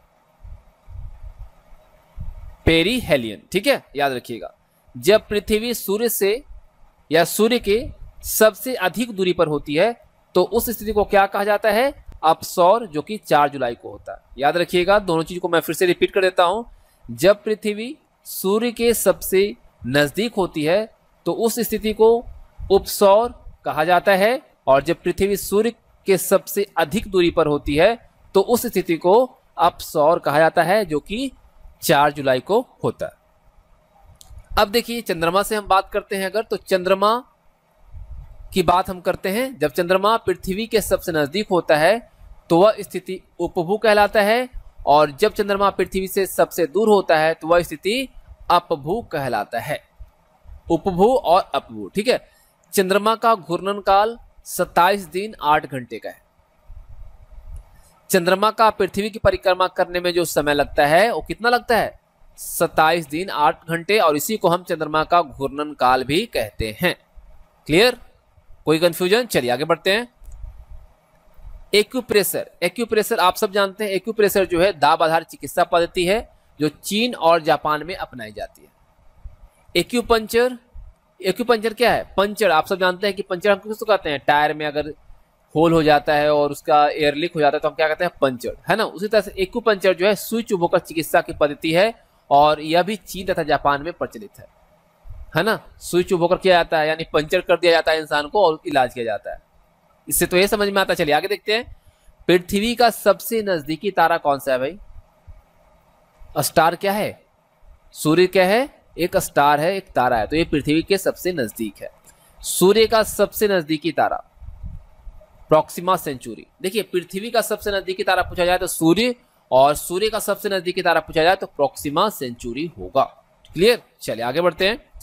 सूर्य के प्रकाश का पृथ्वी तक पहुंचने में लगा समय ये तकरीबन 500 सेकेंड है, और अगर आप इसको मिनट में कन्वर्ट करेंगे तो 8 मिनट 20 सेकेंड होता है। अगर आपको 500 सेकेंड दे दे तो कंफ्यूज मत हो जाइएगा, ठीक है। इसको कन्वर्ट कर लीजिएगा मिनट में। चंद्रमा के प्रकाश का पृथ्वी तक पहुंचने में कितना समय लगता है भाई? 1.3 सेकेंड, बहुत कम लगता है, ठीक है। चलिए आगे देखते हैं। अंतरिम सरकार में प्रथम वित्त मंत्री कौन बने थे? अंतरिम सरकार जो एस्टेब्लिश हुई थी, स्थापित जो हुई थी, उसमें प्रथम वित्त मंत्री जो बने थे वो बने थे लियाकत अली। और स्वतंत्र भारत के पहले वित्त मंत्री कौन बने थे? तो ये बने थे सडमुकोम चेट्टी, ठीक है।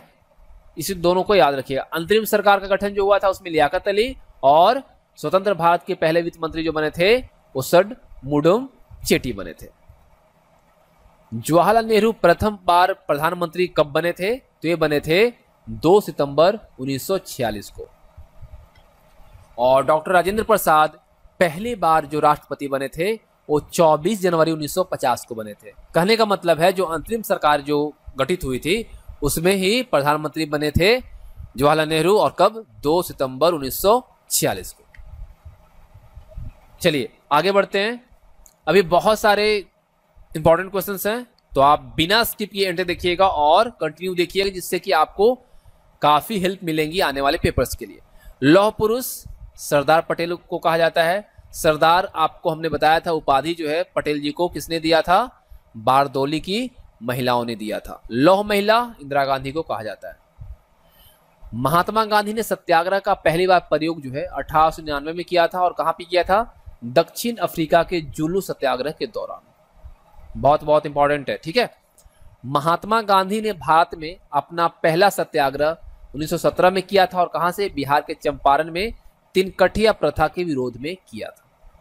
तिनकठिया प्रथा के विरोध में गांधी जी के द्वारा किया गया था 1917 में। चलिए आगे देखते हैं। कांग्रेस का पहली बार जो विभाजन हुआ था 1907 में हुआ था सूरत का अधिवेशन में, और इसकी जो अध्यक्षता है रास बिहारी घोष के द्वारा किया गया था। बोस नहीं, घोष, ध्यान दीजिएगा, यहीं से आपको कंफ्यूजन होता है। ठीक है, कांग्रेस का दूसरी बार विभाजन हुआ 1918 में।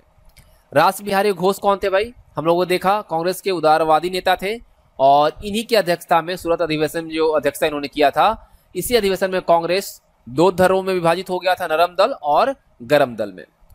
अब देखिए रास बिहारी बोस, घोष हम लोग देखा, आप लोग सब रास बिहारी बोस के बारे में जानते हैं, घोष के बारे में नहीं पता था, तो यहां से आपको पता चल गया कि सूरत कांग्रेस का अधिवेशन जो हुआ था 1907 में, इसकी अध्यक्षता रास बिहारी घोष ने किया था।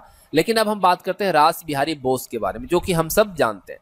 एक क्रांतिकारी थे जिन्होंने 1912 ईस्वी में लॉर्ड हार्डिंग के ऊपर बम फेंका जब वह दिल्ली में प्रवेश कर रहा था, और आजाद हिंद फौज के गठन में भी इन्होंने अपनी महत्वपूर्ण भूमिका निभाई थी। ठीक है, तो हम लोगों ने देखा रास बिहारी घोष कौन थे और रास बिहारी बोस कौन थे।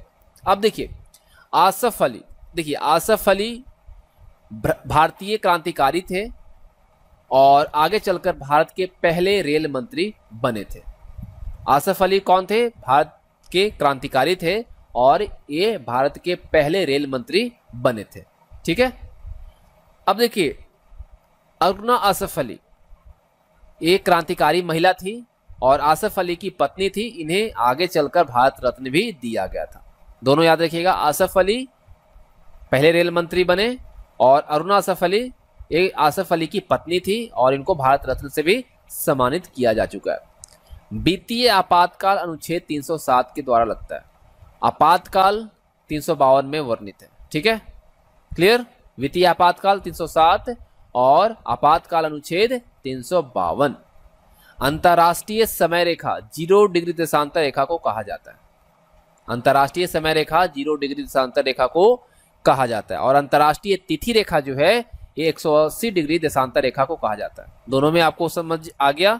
अंतरराष्ट्रीय समय रेखा 0 डिग्री देशांतर और तिथि रेखा जो है 180 डिग्री देशांतर को कहा जाता है। हाइपरटेंशन, जिसको हम क्या कहते हैं? हाई ब्लड प्रेशर यानी उच्च रक्तचाप, और हाइपोटेंशन निम्न रक्तचाप यानी लो ब्लड प्रेशर। आप किसी से झगड़ते हैं तो आप बोलते हैं ना हाइपर क्यों हो रहे हो, यानी कि अपना गुस्सा क्यों बढ़ा रहे हो। तो हाइपर मतलब उच्च और हाइपो मतलब निम्न। ठीक है, चलिए आगे देखते हैं। टाइवर्नेशन, टाइवर्नेशन क्या है भाई? असमतापी जीवों की शीत निष्क्रियता को कहा जाता है, और एस्टिवेशन जो है असमतापी जीवों की ग्रीष्म निष्क्रियता को कहा जाता है। दोनों को याद रखिएगा। भारत सरकार का सर्वोच्च प्रशासनिक पद कौन सा है? कैबिनेट सचिव। भारत सरकार का सर्वोच्च प्रशासनिक पद जो है वो कौन सा है? कैबिनेट सचिव। चलिए आगे बढ़ते हैं, अभी बहुत सारे इंपॉर्टेंट क्वेश्चंस हैं यहाँ पे इस सेशन में। चलिए, यूपी सरकार का सर्वोच्च प्रशासनिक पद मुख्य सचिव, या कोई भी राज्य सरकार की अगर सर्वोच्च प्रशासनिक पद देखा जाए तो होता है आपका मुख्य सचिव का। भारत सरकार का प्रथम विधिक अधिकारी महान्यायवादी होता है, और यूपी सरकार का प्रथम विधिक अधिकारी महाधिवक्ता एडवोकेट जनरल। देखिए यहाँ यूपी की बात हो रही है तो ऐसा नहीं कि सिर्फ यूपी में, आप कोई भी राज्य ले ले, राज्य सरकार का प्रथम विधिक अधिकारी जो होता है महाधिवक्ता होता है, एडवोकेट जनरल होता है। शिक्षा का मूल कर्तव्य 2002 में 86वें संविधान संशोधन द्वारा लाया गया था, और अगर अनुच्छेद की बात करें तो अनुच्छेद 51A में। शिक्षा का मूल अधिकार अधिनियम 2009 में लाया गया और 2010 से लागू किया गया अनुच्छेद 21A के अंतर्गत। ठीक है, देखिए मूल कर्तव्य 2002 में 86वां संविधान संशोधन द्वारा लाया गया अनुच्छेद 51A के तहत, और शिक्षा का मूल अधिकार जो है ये अधिनियम 2009 में लाया गया और 2010 से लागू किया गया अनुच्छेद 21A के तहत। बलवंत राय मेहता समिति जो थी वह त्रिस्तरीय पंचायती राज की अनुशंसा की थी, और ये कब किया था? 1957 में। और अशोक मेहता समिति जो था द्विस्तरीय पंचायती राज की सिफारिश किया था 1977 में। ठीक है, देखिए भारत में जमींदारी उन्मूलन कार्यक्रम का शुरुआत कब हुआ या कब हुआ? तो 1950 में हुआ। यूपी में जमींदारी उन्मूलन कानून जो बनाया गया ये बनाया गया 1952 में। अगला जो पॉइंट है हमारे पास वो है आसंजक बल। आसंजक बल क्या होता है? दो अलग अलग पदार्थों के अणुओं के बीच जो लगता है बल उसे हम आसंजक बल कहते हैं। अब देखिए ससंजक बल क्या होता है? एक ही पदार्थ के अणुओं के बीच लगता है। ठीक है, दोनों चीजों को आप समझ गए। बुकर पुरस्कार राष्ट्रमंडल देश के अंग्रेजी साहित्यकारों को दिया जाता है। और अंतर्राष्ट्रीय बुकर पुरस्कार क्या है? विश्व के किसी भी अंग्रेजी भाषा के लेखक को दिया जाता है। बुकर पुरस्कार सिर्फ अगर पूछा जाए तो राष्ट्रमंडल देशों के अंग्रेजी साहित्यकारों को दिया जाता है, और अंतर्राष्ट्रीय बुकर पुरस्कार की बात की जाए तो विश्व के किसी भी अंग्रेजी भाषा के लेखक को दिया जाता है। लिंगानुपात जो हम मापते हैं या जो मेजर करते हैं, जो काउंट करते हैं, वो प्रति 1000 पुरुष पर महिलाओं की संख्या को काउंट करते हैं, है ना। 1000 पुरुष पे कितना महिला है, यही लिंगानुपात होता है। अगर मान लीजिए कि 1000 पुरुष पे 800 महिला है तो एक लिंगानुपात हुआ। बाल लिंगानुपात 5 वर्ष की आयु तक के बालकों का निकाला जाता है। अमेरिका में लिंगानुपात जो है, अमेरिका में लिंगानुपात प्रति 100 पुरुषों पर महिलाओं की संख्या से निकाला जाता है। हमारे देश में जो लिंगानुपात काउंट किया जाता है, निकाला जाता है, वो 1000 पुरुष पे महिलाओं को काउंट किया जाता है, लेकिन अमेरिका में 100 पुरुषों पर महिलाओं को क्या किया जाता है? संख्या को निकाला जाता है। अब देखिए SEZ ये क्या है? Special economic zone. 2005 में SEZ अधिनियम लगाया गया या लाया गया। ठीक है, इस चीज को याद रखिएगा। और EEZ एक्सक्लूसिव इकोनॉमिक जोन, ये जो है अनन्य आर्थिक क्षेत्र है जो भारत का EEZ समुद्र तल से 200 समुद्री मील तक विस्तारित है। वहीं EPZ की बात करें तो एक्सपोर्ट प्रोसेसिंग जोन है, निर्यात संवर्धन जोन है, जो कि 1965 ईस्वी में गुजरात के कांडला में स्थापित किया गया था। तो आपको कमेंट करके बताना है कि कांडला बंदरगाह का नाम बदलकर क्या कर दिया गया है। वाडा, वाडा पता है आपको? वर्ल्ड एंटी डोपिंग एजेंसी है, जो कि विश्व भर में खिलाड़ियों पर मादक द्रव्य, शक्तिवर्धक दवाएं लेने पर वाडा प्रतिबंध लगाता है। चलिए आगे बढ़ते हैं। वाडा के बाद हम लोग देखते हैं नाडा। नाडा क्या है भाई? National anti doping agency. National anti doping agency जो है ये क्या है? भारत में डोप टेस्ट ऐसी संस्था के द्वारा कराया जाता है। ठीक है, देखिए आइसोटोप। आइसोटोप क्या होता है भाई? आइसोटोप जो होता है उसको हम समस्थानिक भी कहते हैं। जब दो तत्वों का परमाणु क्रमांक एक ही होता है तो उन्हें समस्थानिक या आइसोटोप कहा जाता है। आइसोबार जिसको समभारिक कहते हैं, जिन तत्वों के परमाणु भार एक समान होते हैं आइसोबार या समभारिक कहे जाते हैं। देखा आपने क्या है आइसोटोप और आइसोबार में डिफरेंस? आइसोटोप जो है जब दो तत्वों का परमाणु क्रमांक एक होता है तो उन्हें समस्थानिक या आइसोटोप कहा जाता है। आइसोबार जिन तत्वों के परमाणु भार एक समान होते हैं, ठीक है, तो हम उसे आइसोबार कहते हैं। आइसोटोन जिन तत्वों में न्यूट्रॉनों की संख्या समान होती है उसे आइसोटोन या फिर सम न्यूट्रॉनिक कहा जाता है। फिल्म फेयर पुरस्कार जो है इसकी शुरुआत 1952 में किया गया और टाइम्स ऑफ इंडिया ग्रुप के द्वारा यह अवार्ड दिया जाता है। आप सबको पता होना चाहिए कि फिल्म फेयर पुरस्कार की जो शुरुआत है 1952 में किया गया और टाइम्स ऑफ इंडिया ग्रुप के द्वारा इस अवार्ड को दिया जाता है। राष्ट्रीय फिल्म पुरस्कार इसकी शुरुआत 1954 में किया गया और सूचना एवं प्रसारण मंत्रालय के द्वारा यह अवार्ड दिया जाता है। क्लियर? फिल्म फेयर पुरस्कार 1952 में टाइम्स ऑफ इंडिया के द्वारा दिया जाता है। राष्ट्रीय फिल्म पुरस्कार 1954 में और सूचना एवं प्रसारण मंत्रालय के द्वारा ये दिया जाता है। अब देखिए कुछ फॉर्मूला है। C6H12O6 ये किसका है भाई? ग्लूकोज का। अब देखिए यहाँ पे C12H22O11 ये सुक्रोज का है। C6H12O6 ये फ्रक्टोज का है। आपने देखा यहाँ पे ये दोनों को आप देख रहे हैं, ठीक है।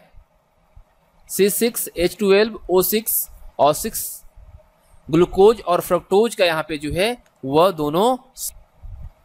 तो यहाँ आप लोग कंफ्यूज होंगे ना कि ग्लूकोज और फ्रक्टोज है। अगर यहाँ पे कोई फॉर्मूला मान लीजिए कि C6, आपको कुछ भी यहाँ C6H11O7 दे दिया तो आप कहेंगे हाँ फ्रक्टोज। अगर नहीं पता है तो आप यहाँ पे डाउट में रहेंगे और गलत करेंगे, है ना। तो यहाँ पे आपको समझना है कि जो चीजें हैं वो कैसे हमें कंफ्यूज करती हैं। तो यहाँ देखा आप लोगों ने कि ग्लूकोज और फ्रक्टोज का जो फॉर्मूला होता है वो एक होता है, ठीक है। सेलुलोज ये क्या है भाई, असंतृप्त होता है, सेलुलोज जो है असंतृप्त होता है। ओम ये क्या है, प्रतिरोध का मात्रक है। और MHO मोह जो है विशिष्ट प्रतिरोधक का मात्रक होता है। बहुत बहुत इंपॉर्टेंट क्वेश्चंस हैं आपके लिए। चलिए आगे बढ़ते हैं। मोह स्केल, मोह स्केल क्या है, मोह स्केल क्या है, पदार्थों की कठोरता को मापा जाता है इसके द्वारा। निर्जमीकरण ये जो है खाद्य पदार्थों को जीवाणु मुक्त करने की विधि है, जिनमें उन्हें किसी विशिष्ट ताप कुछ विशिष्ट समय के लिए रखा जाता है, ठीक है। और उससे क्या होता है, जिसको हम क्या करते हैं, जीवाणु को मुक्त कर देते हैं, बैक्टीरिया को हटा पाते हैं। लिटिल इंडिया, लिटिल इंडिया जो है ये आपका सिंगापुर में भारतीय बाहुल्य इलाका है, जहां 2013 में दंगा हुआ था। इंडिया हाउस ब्रिटेन में स्थित है, श्यामजी कृष्ण वर्मा ने इसकी स्थापना की थी। हाइड्रोकॉनिक्स ये मृदा विहीन कृषि को कहा जाता है। हाइड्रोकॉनिक्स मृदा विहीन जो कृषि होती है, यानी कि बिना मिट्टी की जो कृषि की जाती है, उसको कहा जाता है। चलिए आगे देखते हैं। अब देखिए एरोकॉनिक्स, एरोकॉनिक्स क्या है, जल विहीन कृषि को कहा जाता है, जिसमें पानी की यूज नहीं होती है। यूरो, यूरो जो है यूरोपीय संघ के जो देश हैं उनकी करेंसी है, मुद्रा है, जो कि 1999 में अस्तित्व में आई थी और 2001 में से लागू किया गया। यूरोजोन, यूरोजोन क्या है, जो देश यूरो को अपनी मुद्रा के रूप में अपनाते हैं उन्हें यूरोजोन में शामिल किया गया है। वर्तमान में यूरोजोन में 19 देश हैं और 19वां देश जो है कौन सा है, लास्मानिया है। Very very important. यूरो मापदंड प्रदूषण के मापदंड है। अब तक 4 मापदंड जारी किए गए हैं और लेटेस्ट जो है ये है छठा, जो कि आप BS6 यूज कर रहे हैं, जो भी व्हीकल आप यूज कर रहे हैं, जो भी गाड़ी यूज कर रहे हैं, वाहन यूज कर रहे हैं, BS6 का है। तो लेटेस्ट आपका BS6 है, ठीक है। 5 नहीं आया, 4 के बाद डायरेक्ट 6 आया। यूरोस्टार यूरोप में चलने वाली अंत महाद्वीपीय ट्रेन है। WBC, WBC को हम क्या कहते हैं, व्हाइट ब्लड कॉर्पसल्स या फिर व्हाइट ब्लड सेल्स, श्वेत रक्त कणिकाएं जिनका जीवन काल 3 से 5 दिन का होता है। RBC, रेड ब्लड सेल्स, लाल रक्त कणिकाएं जिनका जीवन काल 120 दिन का होता है। अमेरिकी पत्रकार जो सविनय अवज्ञा आंदोलन के दौरान महात्मा गांधी के साथ रहा वो था वेब मिलर। ये वेरी वेरी इंपॉर्टेंट है, इसको BPSC में पूछा गया है और साथ ही साथ इसको हमने देखा MPPCS, ठीक है, इसमें भी पूछा गया। अमेरिकी पत्रकार जो भारत छोड़ो आंदोलन के दौरान महात्मा गांधी के साथ रहा वो था लुई फिशर। सविनय अवज्ञा आंदोलन के दौरान जो महात्मा गांधी के साथ रहा था पत्रकार, अमेरिकी पत्रकार था वेब मिलर, और जो भारत छोड़ो आंदोलन के दौरान रहा वो था लुई फिशर। राष्ट्रपति का दिल्ली में निवास स्थान क्या कहलाता है, रायसीना हिल्स। राष्ट्रपति का हैदराबाद में निवास स्थान क्या कहलाता है, हैदराबाद हाउस, याद रखिएगा, ठीक है। केंद्रीय आलू अनुसंधान संस्थान ये कहाँ है, कुफरी में है, और ये कौन से स्टेट में आता है, शिमला हिमाचल प्रदेश में, ठीक है। शिमला क्या है, कैपिटल है हिमाचल प्रदेश का। उत्तर प्रदेश में आलू अनुसंधान संस्थान कहां पे है, मेरठ और गाजियाबाद में।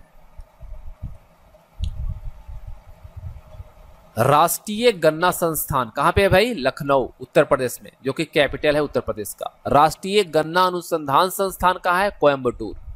देखिए राष्ट्रीय गन्ना संस्थान लखनऊ, राष्ट्रीय गन्ना अनुसंधान संस्थान कोयम्बटूर। मास्टर ब्लास्टर किसे कहा जाता है, विवियन रिचर्ड्स को। और लिटिल मास्टर ब्लास्टर किसको कहा जाता है, ये कहा जाता है सुनील गावस्कर को। मास्टर ब्लास्टर विवियन रिचर्ड्स और लिटिल मास्टर कहा जाता है सुनील गावस्कर को। क्रिकेट का मक्का लॉर्ड्स को कहा जाता है, जो कि लंदन में है। टेनिस का मक्का विंबलडन को कहा जाता है। हिंदुस्तान रिपब्लिक एसोसिएशन, इसकी स्थापना कब हुई थी, 1924 में, ठीक है। चलिए आगे बढ़ते हैं। हिंदुस्तान रिपब्लिक एसोसिएशन यानी कि HRA, इसके संस्थापक कौन थे, सचिंद्र सान्याल। हिंदुस्तान रिपब्लिक एसोसिएशन के प्रथम अध्यक्ष थे चंद्रशेखर आजाद। बहुत बहुत इंपॉर्टेंट है। चलिए HSRA stand for what? Hindustan socialist Republican association. इसकी स्थापना कब हुई थी? 1928 में हुई थी। और इसके संस्थापक की बात करें तो चंद्रशेखर आजाद थे, और इसके प्रथम अध्यक्ष की बात करें तो भगत सिंह थे। Clear? Hindustan socialist Republican association की स्थापना 1928 में, संस्थापक चंद्रशेखर आजाद और प्रथम अध्यक्ष जो थे भगत सिंह थे। ब्रह्म समाज के संस्थापक कौन थे? राजा राम मोहन रॉय। और कब किया था इसको स्थापना? 1828 में। आदि ब्रह्म समाज, इसके संस्थापक देवेंद्रनाथ टैगोर 1867 में। भारतीय ब्रह्म समाज की स्थापना आचार्य केशव चंद्र सेन 1867 में। दोनों चीजों को आप देखिए, ब्रह्म समाज राजा राम मोहन रॉय 1828, आदि ब्रह्म समाज देवेंद्रनाथ टैगोर 1867, भारतीय ब्रह्म समाज की स्थापना आचार्य केशव चंद्र सेन 1867। तो आप देख रहे हैं, है ना, ब्रह्म समाज, आदि ब्रह्म और भारतीय ब्रह्म। प्रार्थना समाज की स्थापना आत्माराम पांडुरंग 1867 में। सत्य शोधक समाज की स्थापना ज्योतिबा फुले 1873 में किया था। और आर्य समाज की स्थापना जो है दयानंद सरस्वती के द्वारा 1875 में किया गया था। तो ये सभी महत्वपूर्ण है जो कि आपके अक्सर प्रतियोगी परीक्षाओं में देखने को मिल जाता है। अब देखिए, विक्टोरिया ये क्या है? सेशल्स की राजधानी है, कैपिटल है। और विक्टोरिया क्या है? ऑस्ट्रेलिया का मरुस्थल है। देखिए, और विक्टोरिया की अगर बात करें तो भारत में जब 1857 की क्रांति हुई उस समय ब्रिटेन की महारानी विक्टोरिया ही थी।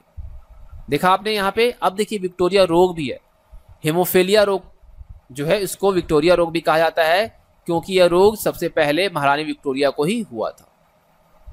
तो ये सभी जो क्वेश्चंस है ना, आपके लिए काफी इंपॉर्टेंट है, नॉलेज के लिए भी, साथ ही साथ पेपर के लिए भी। विक्टोरिया, और देखिए तंजानिया की झील है जहां से नील नदी निकलती है। विक्टोरिया जलप्रपात कहाँ है? जिम्बाब्वे में। फिर से एक बार मैं रिपीट कर देता हूँ, विक्टोरिया सेशल्स की राजधानी भी है, विक्टोरिया ऑस्ट्रेलिया का मरुस्थल भी है। विक्टोरिया भारत में जब 1857 की क्रांति हुई थी उस समय ब्रिटेन की महारानी विक्टोरिया थी। विक्टोरिया रोग क्या है? हेमोफीलिया को कहा जाता है, क्योंकि सबसे पहले यह जो रोग है महारानी विक्टोरिया को ही हुआ था।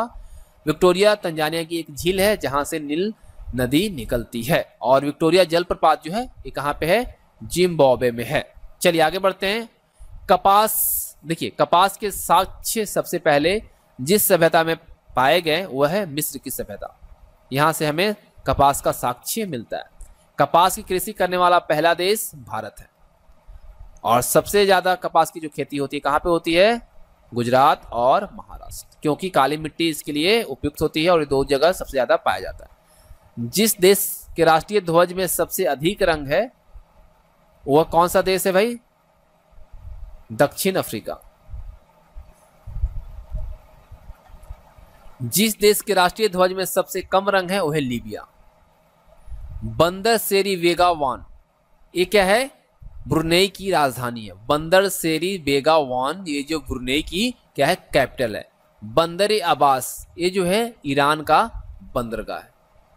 चलिए आगे बढ़ते हैं। दक्षिण भारत की सबसे ऊंची पर्वत चोटी कौन सी है? अनाईमुडी है। और ये कहां पे है भाई? केरल में। नीलगिरी की सबसे ऊंची पर्वत चोटी कौन सी है? दोदा बेटा। मगध साम्राज्य की जो प्रारंभिक राजधानी थी यानी शुरुआती राजधानी थी वो कहां थी? राजगिरी। राजगिरी जो कि अभी हम राजगीर के तौर पे जानते हैं। मगध साम्राज्य की कालांतर में राजधानी कहां हुई? पाटलिपुत्र, जो कि अभी हम पटना के तौर पे इसे जानते हैं। यूपी की पहली महिला मुख्यमंत्री कौन बनी थी भाई? सुचेता कृपलानी 1963 में। ठीक है, इसी को याद रखिएगा। और ये भारत की पहली महिला मुख्यमंत्री बन गई थी। दिल्ली की पहली महिला मुख्यमंत्री सुषमा स्वराज बनी थी। राजस्थान की पहला मुख्यमंत्री जो बनी थी या पहली महिला मुख्यमंत्री जो बनी थी वो बनी थी वसुंधरा राजे। मध्य प्रदेश की पहली महिला मुख्यमंत्री उमा भारती बनी थी। ओडिशा की पहली महिला मुख्यमंत्री नंदिनी सतपथी बनी थी। तमिलनाडु की पहली महिला मुख्यमंत्री जानकी रामचंद्रन बनी थी। और वेस्ट बंगाल की पहली महिला मुख्यमंत्री ममता बनर्जी बनी थी। गुजरात की पहली महिला मुख्यमंत्री आनंदीबेन पटेल बनी थी, जो कि अभी एमपी की क्या है और यूपी की क्या है? राज्यपाल है। बिहार की पहली महिला मुख्यमंत्री राबड़ी देवी बनी थी। अब देखिए फिर से एक बार मैं रिपीट कर देता हूं, यूपी की पहली महिला मुख्यमंत्री सुचिता कृपलानी, दिल्ली की पहली महिला मुख्यमंत्री सुषमा स्वराज, राजस्थान की पहली महिला मुख्यमंत्री वसुंधरा राजे, और मध्य प्रदेश की पहली महिला मुख्यमंत्री उमा भारती, ओडिशा की पहली महिला मुख्यमंत्री नंदिनी सतपथी, और तमिलनाडु की पहली महिला मुख्यमंत्री जानकी रामचंद्रन, और वेस्ट बंगाल की पहली महिला मुख्यमंत्री ममता बनर्जी, और अभी तक ये हैं। ठीक है, गुजरात की पहली महिला मुख्यमंत्री आनंदीबेन पटेल, और बिहार की पहली महिला मुख्यमंत्री जो बनी थी राबड़ी देवी बनी थी। अब देखिए आगे देखते हैं, स्थायी बंदोबस्त जो कि जमींदारी के तौर पे हम जानते हैं, इसकी शुरुआत कार्नवालिस ने किया था कब? 1793 में।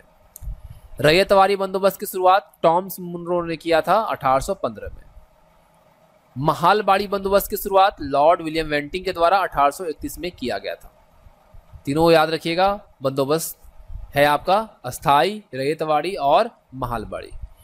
भारतीय दंड संहिता यानी आईपीसी जो है, इसका गठन कब हुआ? 1860 में। आईपीसी को लागू कब किया गया? 1862 में। ठीक है, पिट्स इंडिया एक्ट लाया गया 1784 में, और इसमें संशोधन जो किया गया, पिट्स इंडिया एक्ट में संशोधन वो किया गया 1786 में।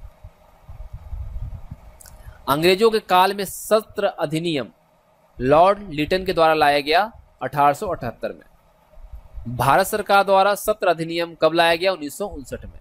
अंग्रेजों के काल में जो लाया गया 1878 में, और भारत सरकार द्वारा लाया गया 1959 में। कोठारी आयोग किससे संबंधित है? शिक्षा से संबंधित है।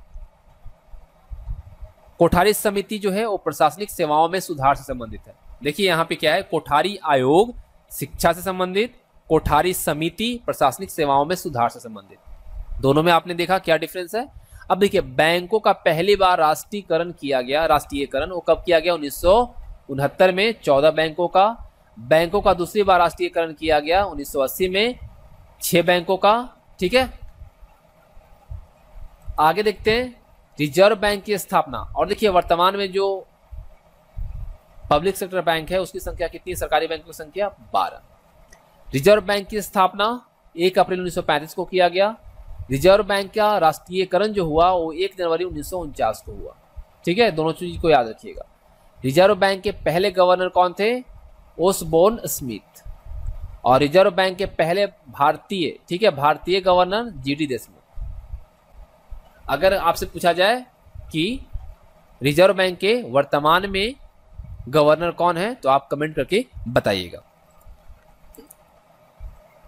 चलिए आगे देखते हैं, राष्ट्रीय गीत पहली बार का जो गाया गया वो कब गाया गया? 1896 में कांग्रेस के कलकत्ता अधिवेशन में।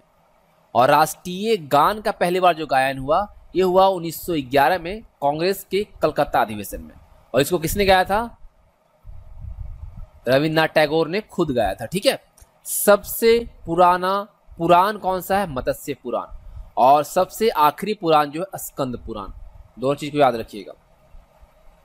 महात्मा बुद्ध के पिता कौन थे? सुधोधन थे। और इनका जो वंश था वो कौन सा था? शाक्य वंश था। महात्मा बुद्ध की माता का नाम क्या था? महामाया। और इनका वंश था कोलीय वंश। बिंबिसार हरेक वंश का संस्थापक था। और बिंदुसार जो था वो मौर्य वंश का शासक था और अशोक महान का पिता था। बिंदुसार और बिंबिसार में आप समझ गए यहाँ पे। अब देखिए, नंद वंश का संस्थापक महापद नंदम थे और नंद वंश का अंतिम शासक धनानंद था। ठीक है, डायमेकस यूनान का राजदूत था जो कि बिंदुसार के दरबार में आया था। और डायोनिसियस जो था यूनान ग्रंथों में भगवान शिव को कहा जाता है। डायोनिसियस जो कहा जाता है वो यूनानी ग्रंथ में भगवान शिव को कहा जाता है, लॉर्ड शिव को कहा जाता है। भारत पर पहला विदेशी आक्रमण जो किया गया था यूनान के द्वारा किया गया था। हकमनी का शासक था, कौन था? ड्रेमेडियस। कौन था? ड्रेमेडियस। ठीक है, अब देखिए, भारत पर पहला मुस्लिम आक्रमण जो किया गया था वो किसके द्वारा किया गया था? मोहम्मद बिन कासिम के द्वारा 712 ईस्वी में। उत्तर प्रदेश सरकार का राजकीय चिन्ह मछली, तीर और धनुष है। उत्तर प्रदेश सरकार से पहले अवध राजवंश का राजकीय चिन्ह क्या था? मछली, तीर, धनुष। उसी को अभी अपनाया गया। सक्रादित्य की उपाधि किसने ली थी? कुमारगुप्त ने लिया था। शिलादित्य की उपाधि हर्ष ने लिया था। ठीक है, अब देखिए कविराय की उपाधि किसने लिया था भाई? समुद्रगुप्त ने। कविराज की उपाधि राजा भोज। चंदावर का युद्ध कब हुआ था? 1194 में। किसके किसके बीच? मोहम्मद गौरी और जयचंद के बीच, जिसमें कि जयचंद हार गया था और मोहम्मद गौरी जीत गया था। चंदेरी का युद्ध जो हुआ था बाबर और मेदिनी राय के बीच हुआ था, जिसमें कि बाबर की जीत हुई। चलिए आगे देखते हैं। विक्रमादित्य की उपाधि कुल 7 शासकों ने ली थी। याद रखिएगा, विक्रमादित्य की जो उपाधि है कुल 7 शासकों के द्वारा लिया गया था। विक्रमादित्य गुप्त वंश के शासक चंद्रगुप्त द्वितीय को कहा जाता है, आपको पता है। चलिए, मध्यकाल में विक्रमादित्य की उपाधि किसने लिया था? हेमू ने लिया था। वर्मा को जीतकर अंग्रेजों ने, बर्मा को जीता था अंग्रेजों ने, और इसको भारत में कब मिलाया था? 1826 में। अंग्रेजों ने बर्मा को भारत से अलग कब किया? 1937 में। देखिए, अंग्रेजों के द्वारा भारत में इसको शामिल किया गया बर्मा को, जो कि अभी म्यांमार जाना जाता है, 1826 में, और इसको फिर 1937 में अलग कर दिया। पुरंदर की संधि जो कि 1665 में हुई थी, शिवाजी और औरंगजेब के जय सिंह के बीच हुआ था। ठीक है, पुरंदर की जो संधि हुई थी 1665 में, शिवाजी थे और औरंगजेब जो मुगल शासक था, इसके सेनापति था जय सिंह, इनके बीच में हुआ था। ठीक है, चलिए आगे देखते हैं। पुरंदर की संधि फिर हुई 1776 में। इसमें ईस्ट इंडिया कंपनी और मराठों के बीच में। कांग्रेस के किसी अधिवेशन में भाग लेने वाली पहली महिला कौन थी? कादम्बिनी गांगुली थी। 1888 में इन्होंने भाग लिया था। कांग्रेस की पहली महिला अध्यक्ष कौन थी? Annie Besant. कब बनी थी भाई? 1917 में। नील विद्रोह 1859 में हुआ था। बंगाल में दिगंबर विश्वास और विष्णु विश्वास के नेतृत्व में यह विद्रोह हुआ था। अब देखिए, नील विद्रोह के बाद अगर हम बात करते हैं नील दर्पण। नील दर्पण जो है दीनबंधु मित्र की पुस्तक है। बंकिम चंद्र चटर्जी की पुस्तक है आनंद मठ। उसमें जिस विद्रोह का वर्णन है वो है सन्यासी विद्रोह। अगर आपसे पूछा जाए कि सन्यासी विद्रोह का कौन सी पुस्तक में वर्णन मिलता है, तो है आनंद मठ। और ये किसके द्वारा लिखा गया? बंकिम चंद्र चटर्जी के द्वारा। दीनबंधु मित्र की पुस्तक नील दर्पण में जिस विद्रोह का वर्णन है वो है नील विद्रोह। ठीक है, याद रखिएगा। थियोसॉफिकल सोसाइटी की न्यूयॉर्क में स्थापना जो हुई थी वो मैडम वोलाटवस्की और कर्नल अलकाट के बीच हुआ था। इन दोनों के साथ किया गया था। और एक कब किया गया था? 1873 में। ठीक है, थियोसॉफिकल सोसाइटी की स्थापना न्यूयॉर्क में हुई थी 1873 में। और किसने किया था? मैडम वोलाटवस्की और कर्नल अलकाट ने। अब देखिए, ये तो हुई न्यूयॉर्क की बात। अगर हम बात करें थियोसॉफिकल सोसाइटी की, भारत में जो स्थापना हुई मद्रास के निकट अड्यार में हुआ और एनी बेसेंट के द्वारा किया गया 1882 में।